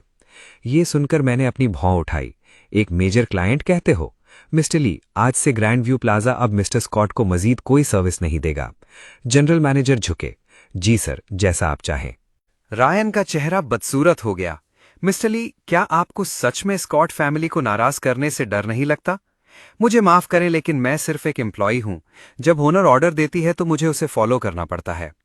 टाइलर ने अभी भी कंफ्यूज्ड होकर पूछा, कौन सी ओनर? मिस्टर ली ने मेरी तरफ इशारा किया। ये हमारी ओनर के हस्बैंड हैं।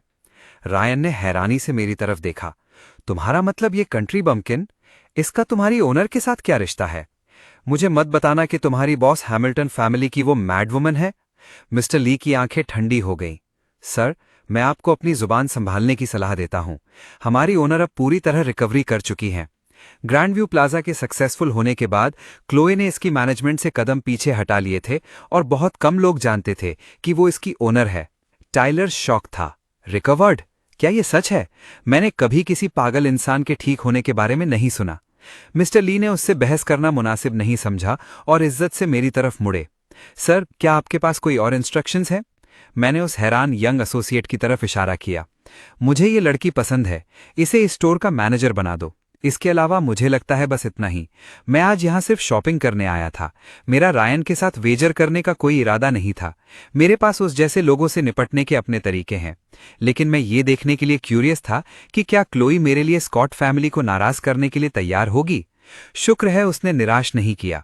खुद को पूरी तरह एम्बैरेस करने के बाद रायन ने देखा कि यहां उसका कोई एडवांटेज नहीं है। उसने मुझे गुस्से से देखा और जाने के लिए मुड़ा। मैंने उसका रास्ता रोका। मुझे लगता है आप हमारी छोटी सी वेजर भूल रहे हैं मिस्टर स्कॉट। हारने वाला मॉल के चक्कर अपने अंडरवेयर में लगाएगा, ये तुम्हारा आइडिया था, याद है? मुझे खुद लगा था कि शर्त थोड़ी हार्श है, लेकिन तुमने जिद की थी, तो मैं क्या कर सकता था? रायन ऐसा लग रहा था जैसे उसकी आंखें बाहर निकल आएंगी। अपनी किस्मत को मत आजमाओ। मैंने आराम से अपने नाखूनों पर फूंक मारी। अगर मैं सच में तुम्हें पुश करना चाहता तो तुम इस बारे में क्या कर सकते थे? कमीने! एनरेज्ड होकर रायन ने मुझे मुक्का मारा। मैंने उसका मुक्का लगने से पहले ही पकड़ लिया। मैंने उसे टाइट पकड़ा और अपने दूसरे हाथ से उसके चेहरे पर कई थप्पड़ मारे। ईथन, रुको! टाइलर चिल्लाया। वो स्कॉट फैमिली का यंग मास्टर है। हैमिल्टन्स भी उन्हें नाराज करना अफोर्ड नहीं कर सकते। क्या तुम उसकी पनिशमेंट अपनी जगह लेना चाहते हो?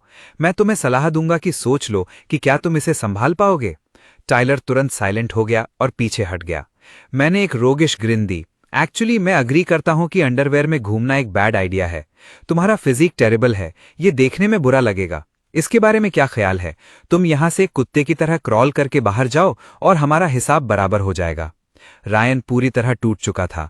उसके पैर कांप रहे थे और वो लगभग अपने घुटनों पर गिर गया था। मैं तुमसे नहीं जीत सकता। स्कॉट फैमिली की खातिर प्लीज इसे यहीं खत्म करते हैं। हाँ, अगर मैं आज हार जाता तो क्या तुम मुझे हैमिल्टन फैमिली की खातिर जाने देते होते? बिल्कुल नहीं। तुम बस ये सोचते कि मेरी पत्नी एक ल्यूनेटिक है जो मेरा साथ नहीं दे सकती। उसी तरह तुम स्कॉट फैमिली के सिर्फ एक इललेजिटिमेट बेटे हो। तुम्हारा साथ कौन देगा? रायन को कमजोरों को बुली करने की आदत थी। उसने कभी नहीं सोचा था कि उसका सामना शीप्स क्लोथिंग में एक वुल्फ से होगा। रायन ने प्लीड किया, जो भी हो, मैं फिर भी एक स्कॉट हूं। ये फैमिली की ऑनर का सवाल है। फिर वो टाइलर की तरफ मुड़ा। इसे मेरी जगह क्रॉल करने के लिए कहो। टाइलर भले ही एक बूट लिकर था, लेकिन वो असली कुत्ता बनने के लिए तैयार नहीं था। वो पैनिक कर गया। शर्त तुमने लगाई थी, मैं तुम्हारी जगह पनिशमेंट क्यों भुगतूं? मैंने अफसोस से अपना सर हिलाया। जैसा कि तुम जानते हो, टाइलर मेरा कजिन है। मैं अपने ही फैमिली को ह्यूमिलिएट होते नहीं देख सकता, है ना? एक पल के लिए टाइलर को थोड़ी ग्रैटिट्यूड महसूस हुई, लेकिन फिर उसने मेरी आंखों में वो कनिंग लुक देखी और समझ गया। ईथिन, तुम ये जानबूझकर कर रहे हो। उस जैसे मामूली आदमी के लिए मेरे पास वक्त नहीं था। क्लोए के अनलिमिटेड ब्लैक कार्ड के साथ मैंने ग्रैंड व्यू प्लाजा से ढेरों सारा सामान खरीदा।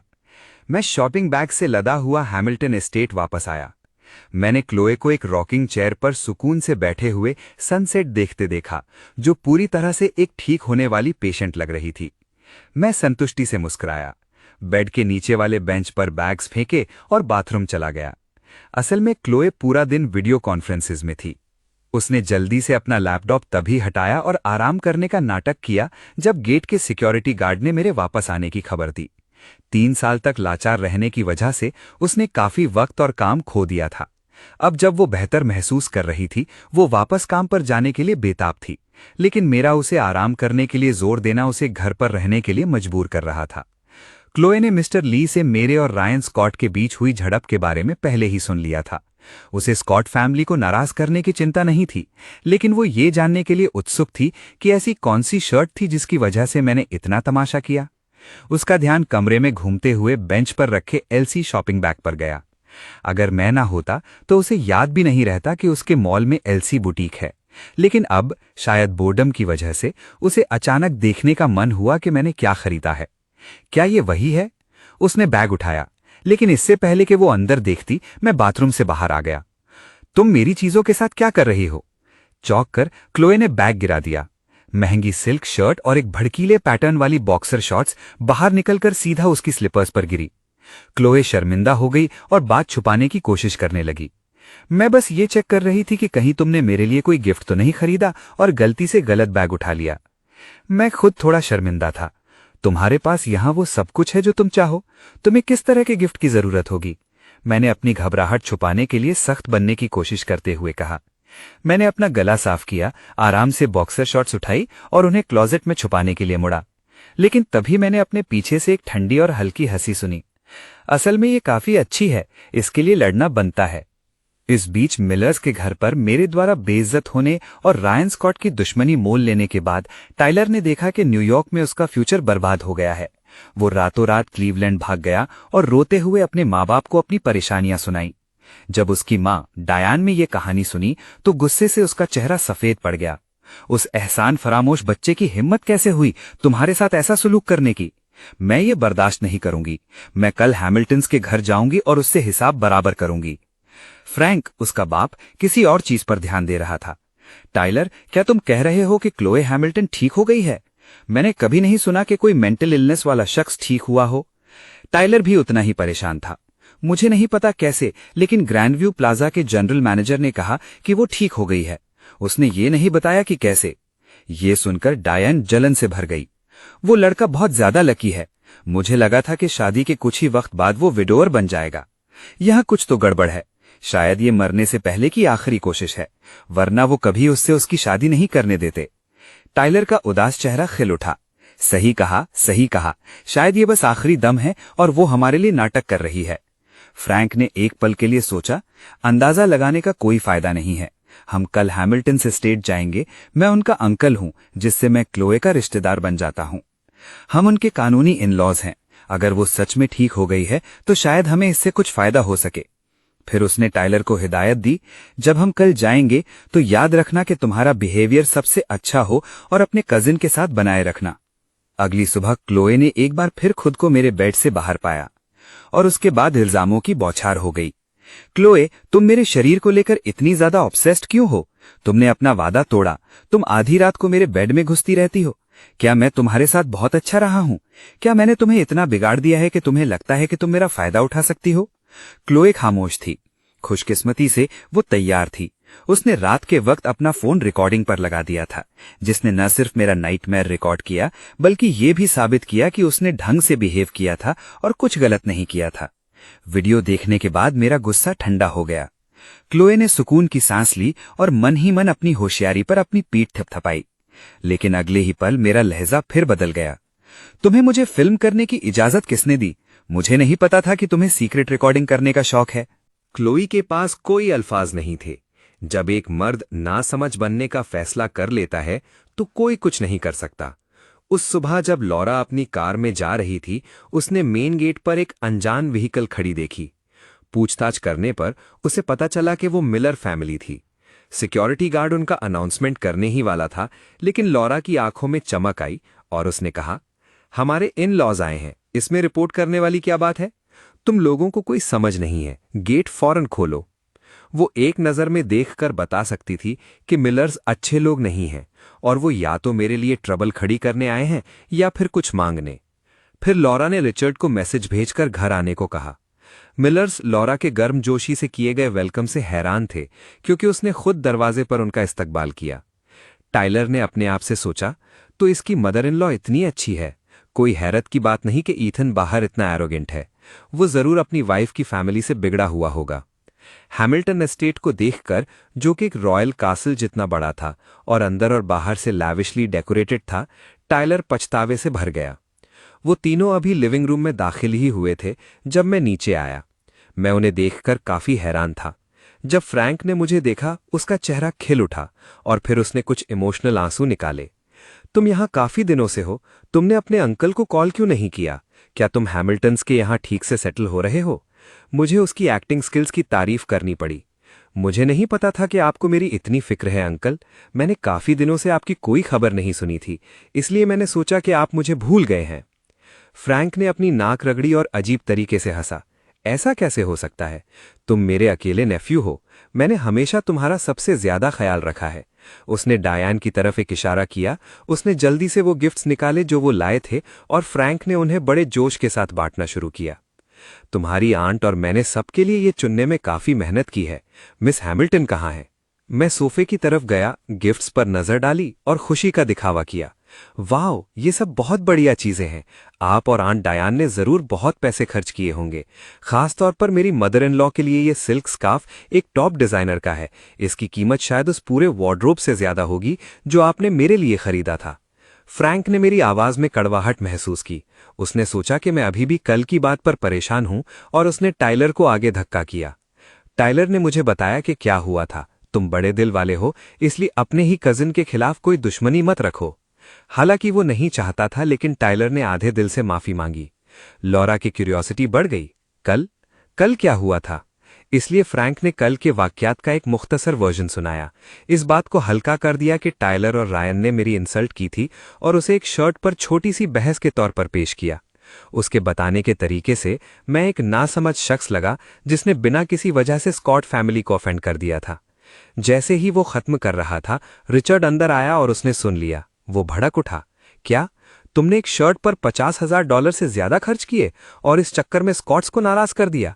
हमारी फैमिलीज एक दूसरे को नस्लों से जानती हैं और हमारे कई बिजनेस डीलिंग्स हैं। क्या तुम्हें जरा भी अंदाजा है कि तुमने किस तरह की ट्रबल खड़ी कर दी है? क्या क्लोई को पता है कि तुम कितने बड़े ट्रबल मेकर हो? रिचर्ड ने इल्जामात की बौछार कर दी। फ्रैंक को एहसास हुआ कि उसने गलत बोल दिया है और उसने जल्दी से रिचर्ड के साथ मामला सुलझाने की कोशिश की। प्लीज गुस्सा मत होइए। मेरा नेफ्यू गांव में बड़ा हुआ है। वो इस सारी दौलत को देखकर थोड़ा ओवरवेल्म्ड है और ज्यादा समझ नहीं रखता। प्लीज उसके साथ सब्र से काम लें। अगर उसने कुछ गलत किया है तो मैं उसका अंकल होने के नाते उसकी तरफ से माफी मांगता हूं।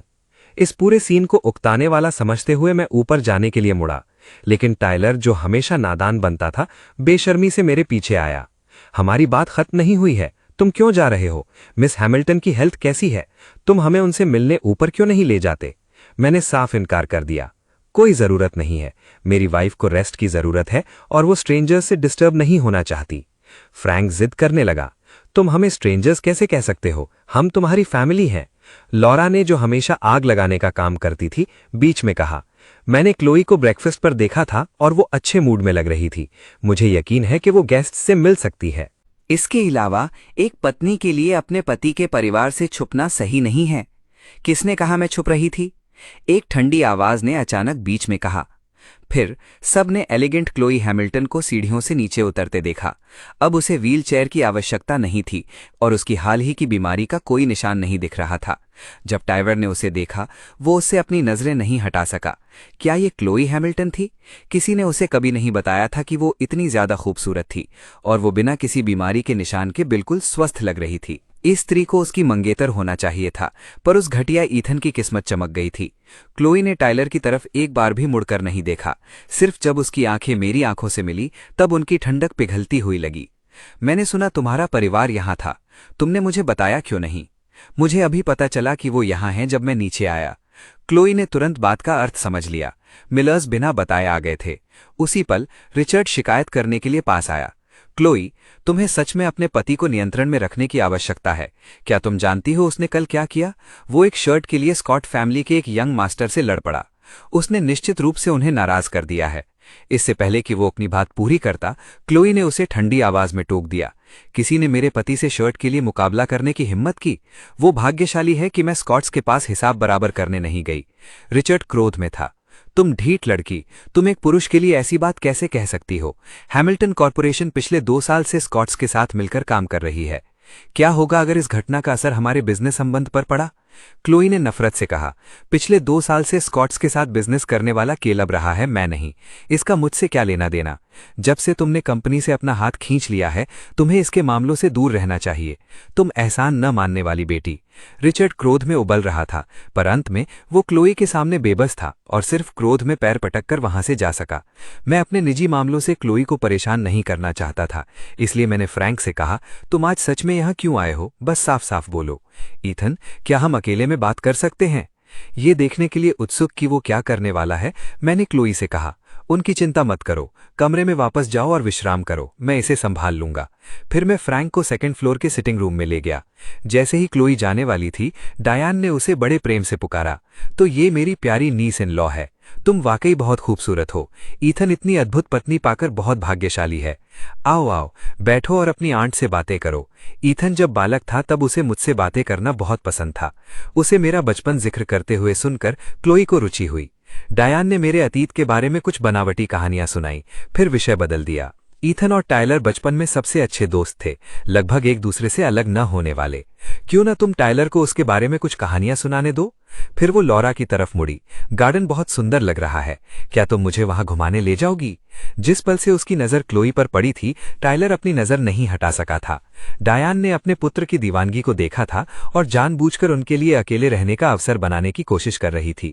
लॉरा ने भी उनकी योजना समझ ली थी। मिलर्स का उपयोग करके मेरे लिए समस्या खड़ी करने की आशा में वो डायान को गार्डन में घुमाने ले जाने के लिए तैयार हो गईं। जब क्लोई और टायलर लिविंग रूम में अकेले थे, टायलर पहले बोला, क्या मेरा कजन तुम्हारे साथ अच्छा व्यवहार कर रहा है? उसका स्वभाव थोड़ा क्रोध वाला है, इसलिए कृपया इसे व्यक्तिगत रूम से मत लेना। देखो, वो पहाड़ों में बढ़ा हुआ है, वो अनकल्चर्ड है और थोड़ा गंवार है। मुझे आशा है तुम्हें बुरा नहीं लगेगा। क्लोई ने थोड़ी त्योरी चढ़ाई और ठंडी आवाज में उत्तर दिया, ऐसा है क्या? उसके हैरानी भरे चेहरे को देखकर टायलर ने सोचा कि मैं उसके सामने यकीन दिलाने वाला नाटक कर रहा हूंगा। अगर तुम ढोंग करना चाहते हो तो मैं वो हूंगा जो तुम्हें एक्सपोज करेगा। वो पास झुका और बोलता रहा, अंत में अपने पॉइंट पर आया, तुम्हें पता है, वास्तव में मुझे तुम्हारा पति होना चाहिए था। क्लोई की आंखें सिकुड़ी, उनकी ठंडी गहराइयों में एक भयंकर चमक थी। अच्छा। टायलर उसके व्यवहार में बदलाव से बेखबर एक मीठी आवाज में बोलता रहा, क्लोई, क्या मैं तुम्हें इस नाम से बुला सकता हूं? ईथन जैसे किसी से विवाह करके तुम्हारे लिए बहुत कठिन होता होगा। वो बहुत सैवेज और अनएजुकेटेड है, मेरी तरह नहीं। मुझे पता है कि कैसे दूसरों का ध्यान रखा जाता है और परवाह की जाती है। इस बीच 2nd फ्लोर के सिटिंग रूम में मैं सोफे पर हाथ बांधकर बैठा था और फ्रैंक से कहा, चलो समय व्यर्थ नहीं करते, तुम्हें क्या चाहिए? फ्रैंक एक मुस्कुराहट के साथ बैठ गया। क्योंकि हम फैमिली हैं, मैं सीधी बात करूंगा।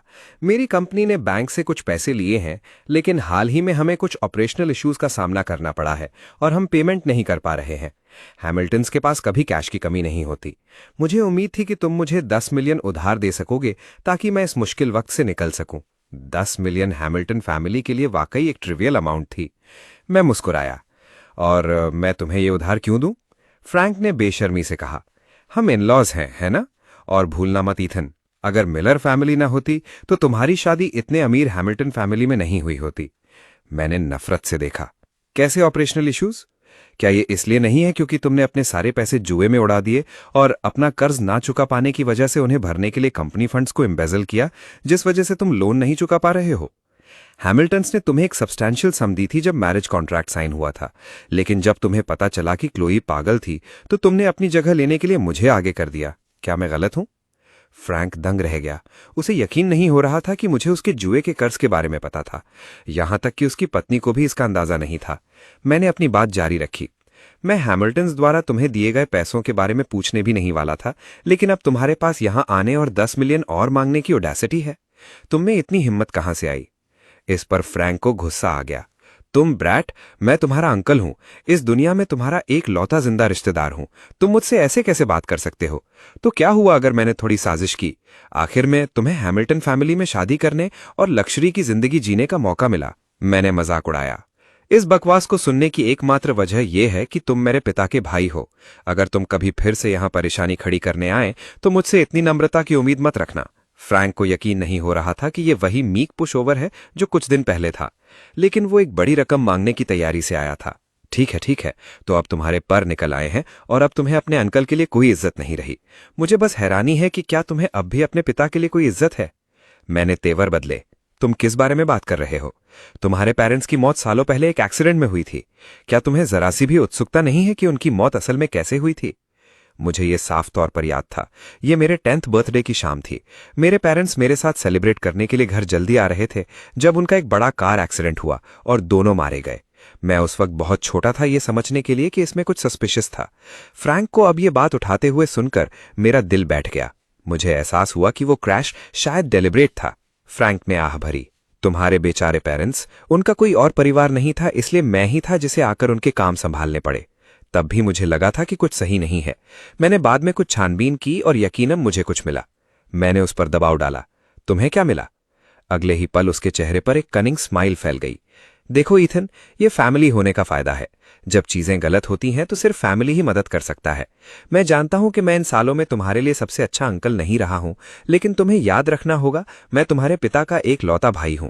अगर तुम्हारे पिता अभी जिंदा होते तो वो जरूरत के वक्त अपने भाई की मदद जरूर करते। तो तुम मुझे ब्लैकमेल कर रहे हो? फ्रैंक हंसा। तुम इसे ब्लैकमेल कैसे कह सकते हो? ये तो बस फैमिली द्वारा मदद है। मुझे पैसे चाहिए तो मुझे उधार दो। तुम अपने पिता के बारे में जानना चाहते हो, मैं तुम्हें वो सब बताऊंगा जो मैं जानता हूं। एक फेयर एक्सचेंज, है ना? इस दुनिया में मुझे धमकी दिए जाने से ज्यादा किसी चीज से नफरत है। मैंने अपनी आंखें बंद कर ली। चले जाओ, मुझे फिजिकल होने पर मजबूर मत करो। फ्रैंक हैरान रह गया। क्या मतलब? तुम अपने पेरेंट्स के बारे में नहीं जानना चाहते? तुम वाकई एक अनग्रेटफुल ब्रैट हो। तुम्हें उनके लिए जस्टिस पाने की परवाह तक नहीं है। मेरे भाई को तुम पर बहुत गर्व होता। इस पर मेरी आंखें तेजी से खुली, जो एक मर्डरस रेज से भरी हुई थीं। मैंने अपने दांत पीसे और एक एक शब्द कहा, तुम्हें उनका नाम लेने का कोई हक नहीं है। मेरी फियर्स गेज ने उसे घबरा दिया, लेकिन उसके लालच की जीत हुई और उसने मुझे प्रोवोक करना जारी रखा। मेरे पास हक नहीं है? क्या तुम्हारे पास है? तुम एक घटिया बेटे हो। तुम जानते हो कि कहानी में और भी बहुत कुछ है, लेकिन तुम्हें अपने ही पेरेंट्स की परवाह नहीं है। वो अपनी कब्रों में तड़प रहे होंगे। मैं तुम्हें बता दूं, तुम मुझे आज वो 10 मिलियन दोगे, वरना मिलर फैमिली के हेड के नाते मैं अपने पेरेंट्स की कब्रें हटवा दूंगा और तुम कभी फिर से उन्हें सम्मान नहीं दे पाओगे। एक जोर की क्रैक की आवाज के साथ मेरा मुक्का कॉफी टेबल पर लगा। वो महंगी सॉलिड मार्बल टेबल टॉप के टुकड़े टुकड़े हो गए। मैंने अपनी नकल्स को मोड़ते हुए सुकून से कहा, वो पंच तुम्हारे सिर के लिए था, लेकिन मैं अपने हाथ गंदे नहीं करना चाहता था। मैं बातों को जाने देने के लिए तैयार था, लेकिन तुमने मुझे उकसाया। अगर तुमने शुरू से ही मेरे पेरेंट्स के बारे में साफ साफ बात की होती तो मैंने हमारे फैमिली टाइज के सम्मान में तुम्हारे लिए कुछ कंसिडरेशन दिखाई होती। 10 मिलियन मेरे लिए कुछ नहीं है, लेकिन तुमने इसे मुझे ब्लैकमेल करने के लिए एक बार्गेनिंग चिप के रूप में इस्तेमाल करना चुना। मुझे ईथन मिलर को ऐसे फैमिली रिलेशनशिप की कोई ज़रूरत नहीं है जो साजिशों और मैनिपुलेशन पर बनी हो। मेरे डरावने रवैये ने फ्रैंक को डरा दिया और वो फर्श पर गिर गया। क्या तुम क्या करने वाले हो? चिंता मत करो। अब जब मुझे पता चल गया है कि मेरे पेरेंट्स की मौत के पीछे और भी कुछ है, तो मैं खुद इसकी इन्वेस्टिगेशन करूंगा। जहां तक तुम्हारी बात है, अपने गैम्बलिंग के कर्ज चुकाने के लिए कंपनी के फंड्स का गबन करना इल्लीगल है। मैं सोच रहा हूं कि तुम्हें इसके लिए कितने साल की सजा मिलेगी। फ्रैंक का चेहरा पीला पड़ गया। वो अच्छी तरह जानता था कि एम्बेजलमेंट एक जुर्म था, इसलिए वो एक्सपोज होने से पहले अपने निशान मिटाने के लिए इतना डेस्परेट था। ईथन, मैं गलत था। मुझे तुम्हें धमकी नहीं देनी चाहिए थी। मैं बस डेस्परेट था, इसलिए मैंने ऐसी बेवकूफ़ी भरी चीज़ की। प्लीज़ मेरी मदद करो भतीजे, मैं तुमसे भीख मांगता हूं। और इसी के साथ फ्रैंक सच में अपने घुटनों पर आ गया और अपना सर फर्श पर झुकाने लगा। मैं पहले बस तुम्हें डराने की कोशिश कर रहा था। मैं अपने भाई की ग्रेव को कभी हाथ नहीं लगाऊंगा। मैं तुम्हें अभी अपने पेरेंट्स के बारे में सब कुछ बता दूंगा। कोई ज़रूरत नहीं है। बाहर निकलो और मुझे फिर कभी अपनी शक्ल मत दिखाना। फ्रैंक जिल्लत के साथ चला गया, जो उस कॉन्फिडेंट आदमी से बिल्कुल अलग था जो आया था। लेकिन उसकी बीवी और बेटे का हाल और भी बुरा हुआ। टाइलर ने क्लोई को गुस्सा दिला दिया था और वो बाहर निकाले जाने वाला था। डायान और लॉरा हंगामा सुनकर भागते हुए आईं।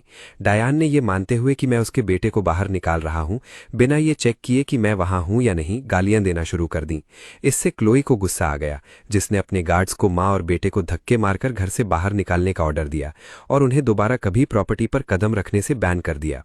तीनों मिलर्स के निकाले जाने के बाद हैमिल्टन एस्टेट में आखिरकार शांति लौट आई। क्लोई मुड़ी और उसने मुझे नीचे आते हुए देखा। तुम्हें अपने उस कजिन से रिश्ता तोड़ लेना चाहिए। वो बस तुम्हें बदनाम करने के लिए झूठ फैलाता है। ऐसे रिश्तेदारों को दूर रखना ही बेहतर है। तुम्हें बुरा तो नहीं लगा कि मैंने उन्हें बाहर निकाल दिया? मुझे बहुत बुरा लगा। मैंने गुस्से वाला चेहरा बनाया। उन्हें बाहर निकालना बहुत हल्की सजा थी। अगर मैं होता तो पहले गेट लॉक करता और उन पर शिकारी कुत्ते छोड़ देता। उन्हें बाहर फेंकने से पहले अच्छी तरह डराता। क्लोई के होठों पर एक मुस्कुराहट आई। ऑल राइट, अब से हम कुछ खतरनाक कुत्ते रखेंगे। जो भी हमें पसंद नहीं आएगा हम गेट लॉक कर देंगे और उन पर कुत्ते छोड़ देंगे। उसके कमेंट ने मुझे हंसा दिया, जिसने उस गुस्से को खत्म कर दिया जो फ्रैंक ने मेरे अंदर जगाया था। जब मेरी हंसी रुकी तो मैंने उससे पूछा, मुझे बदनाम करने के अलावा उसने और क्या कहा? क्या उसने बताया कि उसे तुम्हारा असली फियांसे होना चाहिए था और मैं सिर्फ एक इम्पोस्टर हूं? टाइलर के साथ सोफा शेयर करने के ख्याल ने क्लोई को इतनी घिन दिला दी कि उसने एक सर्वेंट को बुलाया और उसे फेंकने का ऑर्डर दिया। फिर वो मेरी तरफ मुड़ी और संजीदगी से कहा, मैं बहुत खुश हूं कि तुमने इस फैमिली में शादी की। मुझ जैसी पागल औरत से नफरत ना करने के लिए शुक्रिया। वो इसलिए क्योंकि कभी कभी मैं तुमसे भी ज्यादा क्रेजी हो सकता हूं। इसके साथ ही मैं ऐसे दिखा जैसे बाहर जाने वाला हूं। क्लोई कंफ्यूज दिखी। क्या तुमने सुबह नहीं कहा था कि आज तुम बाहर नहीं जाओगे? अब क्यों जा रहे हो? कुछ काम आ गया है। मैंने उसे आंख मारी। अगर मैं नहीं गया तो तुम अपना काम चोरी छुपे कैसे करोगी? तुम्हें कैसे पता चला? मैंने अपना काम खत्म किया और तुम्हारे वापस आने से पहले कंप्यूटर रख दिया था। सिंपल। मेरे जाने से पहले लैपटॉप की बैटरी 90% पर थी। जब मैं वापस आया तो वो 100% पर थी। इसका मतलब है कि किसी ने उसे काफी देर तक इस्तेमाल किया और ये ध्यान रखने के लिए कि वो बंद ना हो जाए उन्होंने उसे प्लग्ड इन रखा, इसलिए बैटरी फुल थी। एक ऑपरेटिव के तौर पर मेरे काम ने मुझे छोटी छोटी डिटेल्स के लिए बहुत सेंसिटिव बना दिया था। बेशक असली वजह यह थी कि जब मैंने तुम्हारी पल्स चेक की तो उसने इशारा किया कि तुम थकी हुई थीं। पकड़े जाने पर क्लोई थोड़ी गिल्टी दिखी। सॉरी, मैंने तुम्हारी बात नहीं मानी। अपने डॉक्टर को धोखा देना एक अच्छे पेशेंट का काम नहीं है, लेकिन क्योंकि तुम लगभग पूरी तरह से ठीक हो चुकी हो, मैं तुम्हें 2 घंटे काम करने की इजाजत दूंगा, 1 मिनट भी ज्यादा नहीं। मेरे सीरियस रवैये ने उसे हंसा दिया। Yes dear. डियर शब्द ने मुझे एक पल के लिए हैरान कर दिया, लेकिन फिर मैं रिलैक्स हो गया। आखिरकार मैं उसका पति था, भले ही सिर्फ नाम के लिए। जैसे ही मैं गया, क्लोई ने अपना फोन निकाला और अपने सबॉर्डिनेट को कॉल किया। एक्सेल, मुझे चाहिए कि तुम मेरे हस्बैंड का बैकग्राउंड चेक करो। मुझे हर वो डिटेल चाहिए जो तुम ढूंढ सको। उसका इरादा मेरे पास्ट में झांकना नहीं था, लेकिन टाइलर को ये कहते हुए सुनने के बाद कि मैं 10 साल से मिसिंग था, उसे जानना था कि उस दौरान मुझ पर क्या गुजरी थी। किस वजह से वो नाइटमेयर्स आते थे जो मुझे हर रात परेशान करते थे। ये सिर्फ क्यूरियोसिटी नहीं थी, ये मेरे बारे में सब कुछ समझने की एक गहरी जरूरत थी। एक्सेल एफिशिएंट था। उसने 10 मिनट से कम में वापस कॉल किया। मैम, मेरे पास इन्फॉर्मेशन है। आपके हस्बैंड हैं? मैं हैमिल्टन एस्टेट के गेट से बाहर ही निकला था कि मेरे पहने हुए नेकलेस में हल्की वाइब्रेशन हुई। एक पल बाद एक्सेल की आवाज मेरे ईयरपीस में साफ सुनाई दी। वो डिवाइस मेरी एजेंसी का एक स्टैंडर्ड इशू कम्युनिकेटर था, जो आमतौर पर सिर्फ इमेजेस और लोकेशन डेटा भेजने के लिए इस्तेमाल होता था। जहां तक बात है कि मैं अब क्लोई की प्राइवेट कॉन्वर्सेशन क्यों सुन सकता था, मुझे अंदाजा लगाने की जरूरत नहीं थी। मेरे शरारती कॉलीग जैक्सन ने जरूर फिर से सेटिंग्स के साथ पंगा लिया होगा। बिल्कुल वैसा ही हुआ। 1 सेकंड बाद उसकी सुस्त आवाज सुनाई दी। तुम्हारी वाइफ तुम्हारे ऊपर बैकग्राउंड चेक कर रही है। मैं तुम्हें लाइव फीड दे रहा हूं। You are welcome. मैंने मजाक उड़ाया। क्या तुम्हारे पास करने को और कुछ बेहतर नहीं है? उस आदमी से थोड़ा ज्यादा जो गुजारे के लिए किसी खानदान में शादी करता है। जैक्सन हंसा, फिर उसने ऑडियो फीडबैक स्विच कर दिया। एक्सेल ने अपनी रिपोर्ट जारी रखी। उनका असली नाम ईथन मिलर है। उनके पेरेंट्स एक कार क्रैश में मारे गए थे जब वो 10 साल के थे, जिसके बाद वो मिसिंग हो गए थे। 3 महीने बाद उन्हें साउथ ईस्ट एशियन बॉर्डर के पास देखा गया था। माना जाता है कि वो ह्यूमन ट्रैफिकिंग का शिकार हुए थे। उन्हें यूएस बॉर्डर टास्क फोर्स ने रेस्क्यू किया था और बाद में सीक्रेट प्रोटेक्शन में रखा गया और उनकी एक्सटेंसिव ट्रेनिंग हुई। उनका करंट स्टेटस क्लासिफाइड है। वो एक स्पेशल ऑपरेशंस ग्रुप के लिए एक्सटर्नल कंसल्टेंट के तौर पर काम करते हैं। मजीद ये कि जिस नौजवान ने 5 साल पहले चैरिटी गैला किडनैपिंग के दौरान आपको रेस्क्यू किया था, उसका वक्त, जगह और स्किल सेट आपके हस्बैंड से परफेक्ट मैच करते हैं। लाइन पर 2 सेकंड की खामोशी रही। फिर मैंने क्लोई की सांस अटकने की आवाज सुनी। एक्सेल ने जारी रखा। एक और बात है, उनके बाप डेविड मिलर और उनकी मां सैरा लिन हैमिल्टन कॉरपोरेशन की सब्सिडरीज में लॉजिस्टिक्स और फार्मास्यूटिकल इंस्पेक्शन डिविजन्स में काम करते थे। ऐसा लगता है कि उन्हें हैमिल्टन लॉजिस्टिक्स और माइजमा वाइन की स्मगलिंग के बीच एक कनेक्शन मिला था। वो कार क्रैश ज्यादातर चांस है कि कोई एक्सीडेंट नहीं था। इस बार लाइन की दूसरी तरफ बिल्कुल खामोशी छा गई। मेरे हाथ स्टीयरिंग व्हील पर सख्त हो गए। मेरी नजर गहरी हो गई। 12 साल। ये वो कंफर्मेशन थी जिसका मैं इंतजार कर रहा था। जैक्सन की आवाज वापस आई। ठीक है, मजा खत्म हुआ। मैंने तुम्हारे लिए फाइल्स तैयार कर ली है। साउथ साइड पुराना वेयरहाउस, आओ और ले जाओ। और तुम सही थे, हैमिल्टन फैमिली में असली मास्टरमाइंड लॉरा नहीं है, वो केलिब है। ओलिविया उसके बुक संभालती है और स्कॉट फैमिली डिस्ट्रीब्यूशन देखती है। लॉरा सिर्फ एक हथियार है, और वो भी एक निकम्मा हथियार। डॉक्टर एवंस का क्या? मैंने पूछा। एक किराए का कुत्ता। मैंने अपनी टीम से सब कुछ कंपाइल करवा लिया है। सिल्वर नीडल की शुरुआत, माइज्मा वाइन फॉर्मूला, पिछले 3 सालों में सारी प्रिस्क्रिप्शन चेंजेस। हमने तुम्हारे पेरेंट्स की डैश कैम फुटेज का एक हिस्सा भी रिकवर किया है। आखिरी ऑडियो क्लिप में यंग मास्टर केलिब का जिक्र है। मैंने एक गहरी सांस छोड़ी। समझ गया ईथन, जैक्सन ने कहा। उसका लहजा मामूल से ज्यादा सीरियस था। केलिब का ये सारा मामला तुम्हारी सोच से ज्यादा गंदा है। मैं तुम्हें बदला लेने से नहीं रोकूंगा, लेकिन अपना कंट्रोल मत खोना। मैंने ठंडे लहजे में जवाब दिया, फिक्र मत करो, मेरा अपने हाथ गंदे करने का कोई इरादा नहीं है। 1 घंटे बाद मैं साउथ साइड पर एक अबैंडन वेयरहाउस में जैक्सन के कॉन्टैक्ट से मिला और मुझे 2 पैकेजेस मिले। एक में मेरे पेरेंट्स के क्रैश से पहले की आखिरी डैश कैम रिकॉर्डिंग और कॉल लॉग्स थे। दूसरे में पिछले 3 सालों के हैमिल्टन कॉरपोरेशन के सारे अबनॉर्मल लॉजिस्टिक्स और फाइनेंशियल फ्लोज की डिटेल्स थीं। मैं अपनी कार में बैठ गया और उस टूटे हुए ऑडियो क्लिप को बार बार सुनने लगा। पहले मेरी माँ की आवाज आई, जो परेशान थी। उस हर्ब्स की शिपमेंट में कुछ गड़बड़ है, हमें इसकी फौरन रिपोर्ट करनी होगी। फिर मेरे बाप की, केलिब रास्ते से हट जाओ, ये ऐसी चीज नहीं है जिसमें तुम्हें इन्वॉल्व होना चाहिए। फिर टायर्स की घिसने की आवाज आई और आखिर में खामोशी। मैं सीधा सामने देखता रहा।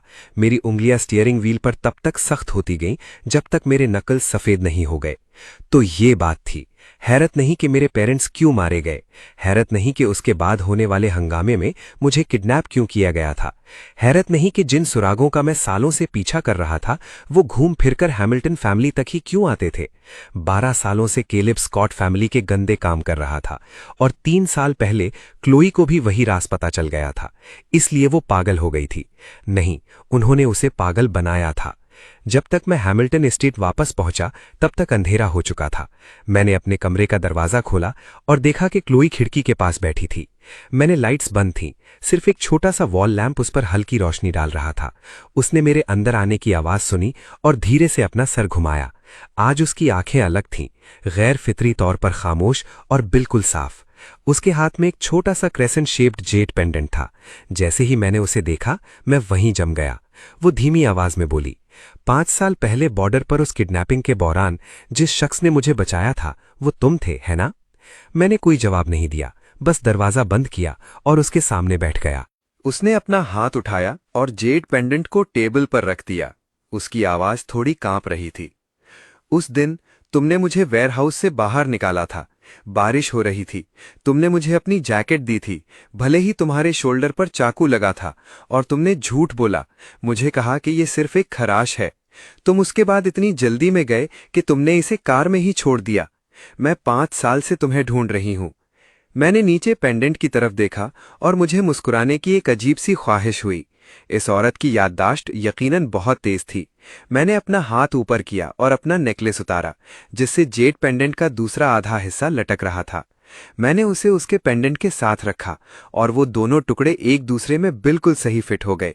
क्लोई की आंखें फौरन लाल हो गईं। तो वो सच में मैं ही था? मैंने कैजुअल दिखने की कोशिश करते हुए कहा। अगर मुझे पता होता कि किसी को बचाने पर मुझे इतने वक्त तक याद रखा जाएगा तो मैं अपना नाम छोड़ देता। अब तक हमारे बच्चे हो चुके होते। वो नहीं मुस्कुराई। उसने बस थोड़ी देर तक मुझे देखा और फिर धीमी आवाज में पूछा, तुमने मुझे पहले क्यों नहीं बताया? मैंने पेंडेंट वापस उसकी हथेली में रख दिया। क्योंकि तब तुम बीमार थी, तुम्हें बताने का कोई फायदा नहीं होता। इसके अलावा मैं हैमिल्टन हाउस सिर्फ तुम्हारे लिए नहीं आया था, अपने पेरेंट्स के लिए। उसने पूछा। मैंने सर हिलाया। और तुम्हारे लिए भी। उसने पेंडेंट के गिर्द अपनी मुट्ठियां भींची। उसके नकल सफेद हो गए। मुझे पता है एक्सेल को क्या मिला। उसने ऊपर मेरी तरफ देखा। उसकी आंखें बर्फ जैसी ठंडी थी। 3 साल पहले मुझे हैमिल्टन लॉजिस्टिक्स के एक सीक्रेट वेयरहाउस में मियाज़मा वाइन मिली थी। उससे अगले ही दिन मेरी दवाई बदल दी गई। फिर डॉक्टर एवंस ने उस सुई से मेरा ट्रीटमेंट शुरू कर दिया और मेरा खुद पर से कंट्रोल खोने लगा। और उसके बाद मैं वो पागल औरत बन गई जिसके बारे में सब बात करते थे। असली मास्टरमाइंड केलिब था, मैंने कहा। ओलिविया उसके फाइनेंसेस संभालती थी और स्कॉट फैमिली ने उन्हें कवर दिया। लॉरा को शायद पूरी कहानी न पता हो, लेकिन वो तुम्हें कैद करने और जहर देने में यकीनन शामिल थी। क्लोई ने धीरे से अपनी आंखें बंद की। जब उसने उन्हें दोबारा खोला तो वो बिल्कुल साफ किलिंग इंटेंट से भरी हुई थी। तो फिर अब जाल बंद करते हैं। अगले दिन हैमिल्टन कॉर्पोरेशन में एक इमरजेंसी बोर्ड मीटिंग बुलाई गई। क्लोई की तरफ से जारी की गई खबर में कहा गया कि उसकी तबीयत खराब और जहनी हालत ठीक न होने की वजह से वो हैमिल्टन लॉजिस्टिक्स और ग्रैंड व्यू प्लाजा का मैनेजमेंट आर्जी तौर पर केलेब को सौंपने की तैयारी कर रही है। जैसा कि उम्मीद थी, केलेब सुकून से नहीं बैठ सका। जब मैंने क्लोई को उसकी व्हीलचेयर पर बोर्ड रूम के अंदर धकेला, उसने जानबूझकर अपना चेहरा पीला और होंठ बेरंग कर लिए थे, जिससे वो पहले से कहीं ज्यादा कमजोर दिख रही थी। उसे देखकर रिचर्ड का चेहरा उतर गया और लॉरा ने तो आंसू पोंछने का नाटक तक कर लिया। जहां तक केलेब की बात थी, भले ही उसकी बातें फिक्र से भरी थी, लेकिन उसकी आंखों का लालच छुपा पाना नामुमकिन था। डॉक्टर एवंस भी वहां था, अपने हमेशा वाले शरीफ बदमाश का मास्क पहने हुए। मिस हैमिल्टन को मुकम्मल आराम की जरूरत है और उन पर काम का बोझ नहीं होना चाहिए, उसने कहा। मैं मशवरा देता हूं कि जल्द अज जल्द लीगल गार्डियनशिप का इंतजाम किया जाए ताकि कंपनी के काम में कोई रुकावट ना आए। Legal guardianship?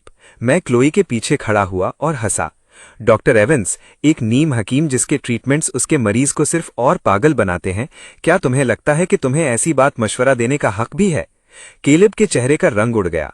Brother in law, ये एक बोर्ड मीटिंग है, तुम्हारे तमाशा करने की जगह नहीं। मैंने उसके पुरसुकून और शरीफ चेहरे को देखा और मुझे ये दिलचस्प लगा। कुछ लोग जब वो बुरे होते हैं तो वो खुलेआम बदमाशी करने वालों से कहीं ज्यादा गंदे होते हैं।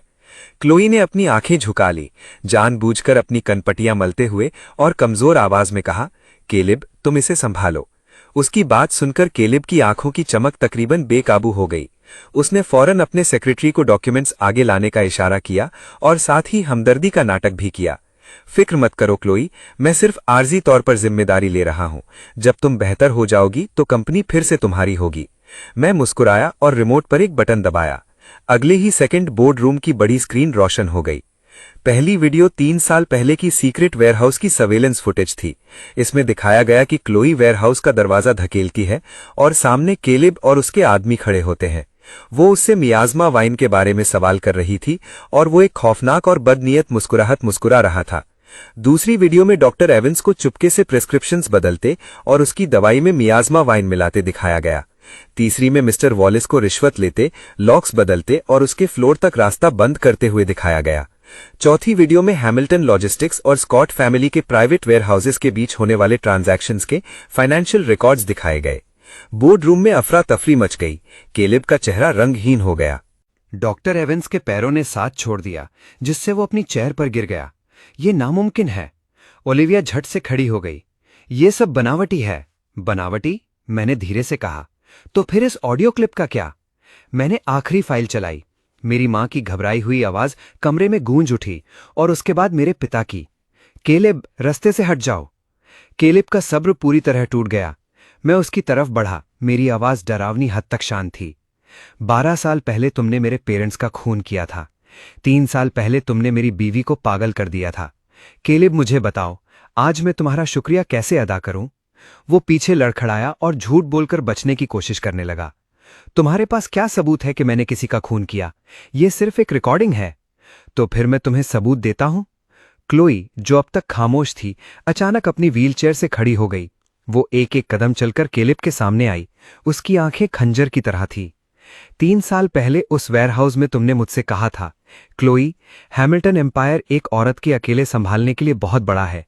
तुम्हें इसे बस मुझे दे देना चाहिए। उस रात तुम ही वो थे जिसने अपने आदमियों से मुझे पकड़वाया था, जबकि डॉक्टर एवंस ने मुझे पहला इंजेक्शन दिया था। केलेब की आंखें फटी रह गईं। उसने कभी सोचा भी नहीं था कि वो न सिर्फ पूरी तरह ठीक हो जाएगी, बल्कि उसे सब कुछ याद भी रहेगा। तुम इस पूरे वक्त होश में थी। तुम बस बीमार होने का नाटक कर रही थी। लॉरा की आवाज फट गई। बिल्कुल सही, मैंने मुस्कुराते हुए कहा। अगर हम नाटक नहीं करते तो हम तुम जैसी मछलियों को कैसे पकड़ते? तभी बोर्डरूम के दरवाजे जोर से खुले और पुलिस ऑफिसर्स की एक टीम अंदर आई। लीड ऑफिसर ने अपना बैज दिखाया और सख्त आवाज में कहा, Caleb Hamilton, Olivia Hamilton, doctor Evans, mister Wallis, आपको हमला, गैरकानूनी कैद, जहर देने, गैर कानूनी सब्सटेंसेस की स्मगलिंग, मनी लॉन्ड्रिंग और कई फाइनेंशियल क्राइम्स के शक में अरेस्ट किया जाता है। कृपया हमारे साथ चलें। केलेब आखिरकार अपना आपा खो बैठा। उसने टेबल से एक पेन उठाया और क्लोई पर झपटा और चिल्लाया, मैंने तुम्हें 3 साल पहले पागल किया था और मैं आज फिर ऐसा कर सकता हूं। इससे पहले कि वो अपनी बात पूरी करता, मैंने उसके घुटने के पीछे लात मारी। वो धमाका करते हुए जमीन पर गिर गया। मैंने उसके कंधे पर एक प्रेशर पॉइंट दबाया, जिससे उसके शरीर में एक बेहोश कर देने वाला दर्द उठा और उसका चेहरा तकलीफ से बिगड़ गया। केलेब, मैंने नीचे झुककर उसकी आंखों में देखते हुए कहा, बेहतर होगा कि तुम बहुत लंबी उम्र जियो, क्योंकि तुम्हें हर एक दिन ये याद रखना होगा कि तुम्हारा ये हाल कैसे हुआ। उसके बाद जो कुछ भी हुआ वो मेरी उम्मीद से ज्यादा आसानी से हो गया। केलेब के जरिए पुलिस ने उस गैर कानूनी नेटवर्क को झट से खत्म कर दिया, जो हैमिल्टन लॉजिस्टिक्स और स्कॉट फैमिली को सालों से जोड़े हुए था। खुद को बचाने के लिए स्कॉट्स ने तुरंत सारे रिश्ते तोड़ दिए और रायन और कई ब्रांच फैमिली मेंबर्स को बलिदान कर दिया। पर यह स्कैंडल इतना बड़ा था कि मेन फैमिली को भी बहुत बड़ा झटका लगा। ओलिविया को भी केलेब की साथी होने के जुर्म में अरेस्ट कर लिया गया। डॉक्टर एवंस ने अपना मेडिकल लाइसेंस खो दिया और उसकी बहुत रुसवाई हुई। मिस्टर वॉलिस, जिसने सालों तक अपनी ताकत का गलत इस्तेमाल किया था, वो भी जेल पहुंच गया। बिग माइक, जिसका पहले से गैर कानूनी एंट्री और सॉलिसिटिंग प्रोस्टिट्यूट्स का रिकॉर्ड था, उसे तुरंत डिपोर्ट कर दिया गया और हमेशा के लिए देश से निकाल दिया गया। लॉरा, जिस पर गैर कानूनी कैद, बदसलूकी और जहर देने की साजिश के चार्जेस लगे थे, उसने पहले मासूम बनने का नाटक किया, पर सबूत बहुत ज्यादा थे। एक बार के लिए रिचर्ड को सब समझ आ गया था।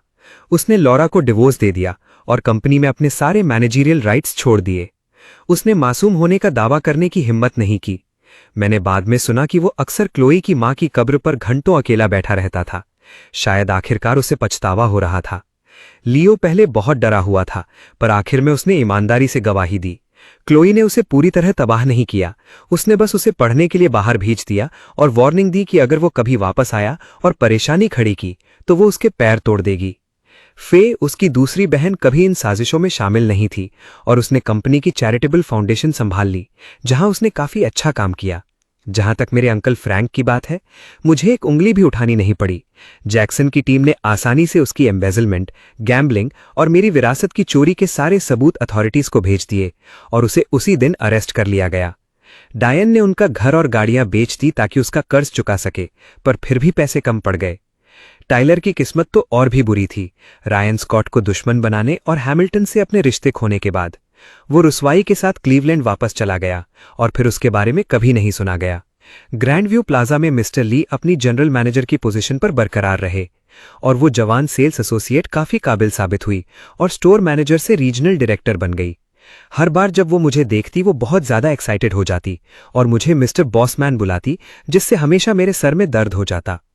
जब सब कुछ शांत हो गया तो जैक्सन ने पूछा कि क्या मैं वापस ड्यूटी पर आने के लिए तैयार हूं। मैंने इस बारे में सोचा और जवाब दिया, मुझे लगता है कि मैं पहले एक लंबी छुट्टी लूंगा। सालों तक मेरी जिंदगी सिर्फ केसेस इन्वेस्टिगेट करने और क्रिमिनल्स को पकड़ने के सिवा कुछ नहीं थी। अब जबकि सारा हिसाब बराबर हो गया था, मैं एक ब्रेक डिजर्व करता था। इसके अलावा हैमिल्टन एस्टेट में एक शरारती शख्स थी जिसकी रात को मेरे बिस्तर में घुसने की आदत थी। एक शाम क्लोई ने मुझे ग्रैंड व्यू प्लाजा की टॉप फ्लोर पर ग्लास कंजर्वेटरी में मिलने के लिए कहा। सनसेट बिल्कुल परफेक्ट था। पूरे सिटी पर एक हल्की सुनहरी चमक बिखेर रहा था। वो कंजर्वेटरी के बीच में खड़ी थी, पूरी तरह ठीक हो चुकी थी और एक सिंपल वाइट ड्रेस पहनी हुई थी। उसने मेरे कदमों की आवाज सुनी और मेरी तरफ देखने के लिए मुड़ी। मुझे मानना पड़ा कि वो पागल होने के मुकाबले सैने होने पर और भी ज्यादा कैप्टिवेटिंग लग रही थी। तुमने मुझे यहां किस लिए बुलाया है? मैंने अपने हाथ जेबों में डालते हुए पूछा, ताकि नॉनशलेंस का दिखावा कर सकूं। तुम अब मुझसे पीछा छुड़ाने का तो नहीं सोच रही ना, जबकि तुम्हें मेरी जरूरत नहीं रही। मैं एक बहुत वैल्यूएबल एसेट हूं, तुम्हें पता है। उसने मेरे टीजिंग को इग्नोर किया और बस अपना हाथ खोला। क्रेसेंट शेप्ड जेड पेंडेंट उसकी हथेली पर रखा था, जो मेरे गले में लटकने वाले पेंडेंट का एक परफेक्ट काउंटरपार्ट था। ईथन, उसने हल्की आवाज में कहा, मैंने तुम्हें 5 साल पहले ढूंढना शुरू किया था। इस रास्ते में कहीं मैं खुद खो गई थी, लेकिन आखिर में तुम ही वो थे जिसने मुझे फिर से ढूंढ निकाला। मैंने अपने दिल पर एक हल्का सा खिंचाव महसूस किया, लेकिन मैंने अपना फ्लिपिन फसाद बरकरार रखा। मिस हैमिल्टन, ये तो काफी हद तक एक कन्फेशन जैसा लग रहा है। मुझे गलतफहमी हो सकती है। ये कोई गलतफहमी नहीं है। उसने एक कदम करीब आते हुए कहा, जब तक कि वो बिल्कुल मेरे सामने नहीं खड़ी हो गई। ये एक कन्फेशन ही है। एक पल के लिए मैं स्पीचलेस हो गया। उसने ऊपर देखा। उसकी आंखों में सनसेट और मैं नजर आ रहे थे। तुमने एक बार मुझसे पूछा था कि मैं सिर्फ तुम्हारी रिस्पेक्ट और ऑनर क्यों करती हूं, लेकिन तुमसे प्यार क्यों नहीं करती। वो रुकी। उसके होठों पर एक हल्की मुस्कुराहट खेल रही थी। मैं अब इसका जवाब दे सकती हूं, तो मुझे बताओ, मैंने कहा। मेरा गला अचानक भारी महसूस होने लगा था। मैं तुमसे प्यार करती हूं। उसने हर एक लफ्ज को साफ साफ कहा। एक सेवियर की तरह नहीं, हैमिल्टन फैमिली के सन इन लॉ की तरह नहीं, और उस लड़के की तरह भी नहीं जिसे ढूंढने में मैंने 5 साल बिता दिए। सिर्फ तुमसे, ईथन। मैंने थूक निकला, लेकिन इससे पहले कि मैं कुछ बोल पाता, वो ऊपर पहुंची, अपनी उंगलियां मेरे कॉलर में फंसाई और मुझे नीचे की तरफ खींचा। और एक और बात, वो फुसफुसाई। उसकी सांसें मेरे होठों पर गर्म महसूस हो रही थीं। मैं अपने हस्बैंड की पोजीशन नहीं छोड़ रही हूं। अगले ही पल उसने अपना सर ऊपर उठाया और मुझे किस किया। मैं एक पल के लिए हैरान रह गया। फिर मैंने अपने हाथ से उसके सर के पिछले हिस्से को थामा और किस को और गहरा कर दिया। कंजर्वेटरी के बाहर आसमान सनसेट के रंगों से भरा हुआ था। हमारे एक दूसरे से जुड़े हुए साए ग्लास में रिफ्लेक्ट हो रहे थे और ऐसा लग रहा था जैसे उस पल न्यूयॉर्क सिटी की सारी लाइट्स धुंधली पड़ गई हों। मेरी बाकी की जिंदगी एक लंबा वक्त थी, लेकिन इस पल के बाद से मैं अकेला नहीं होऊंगा।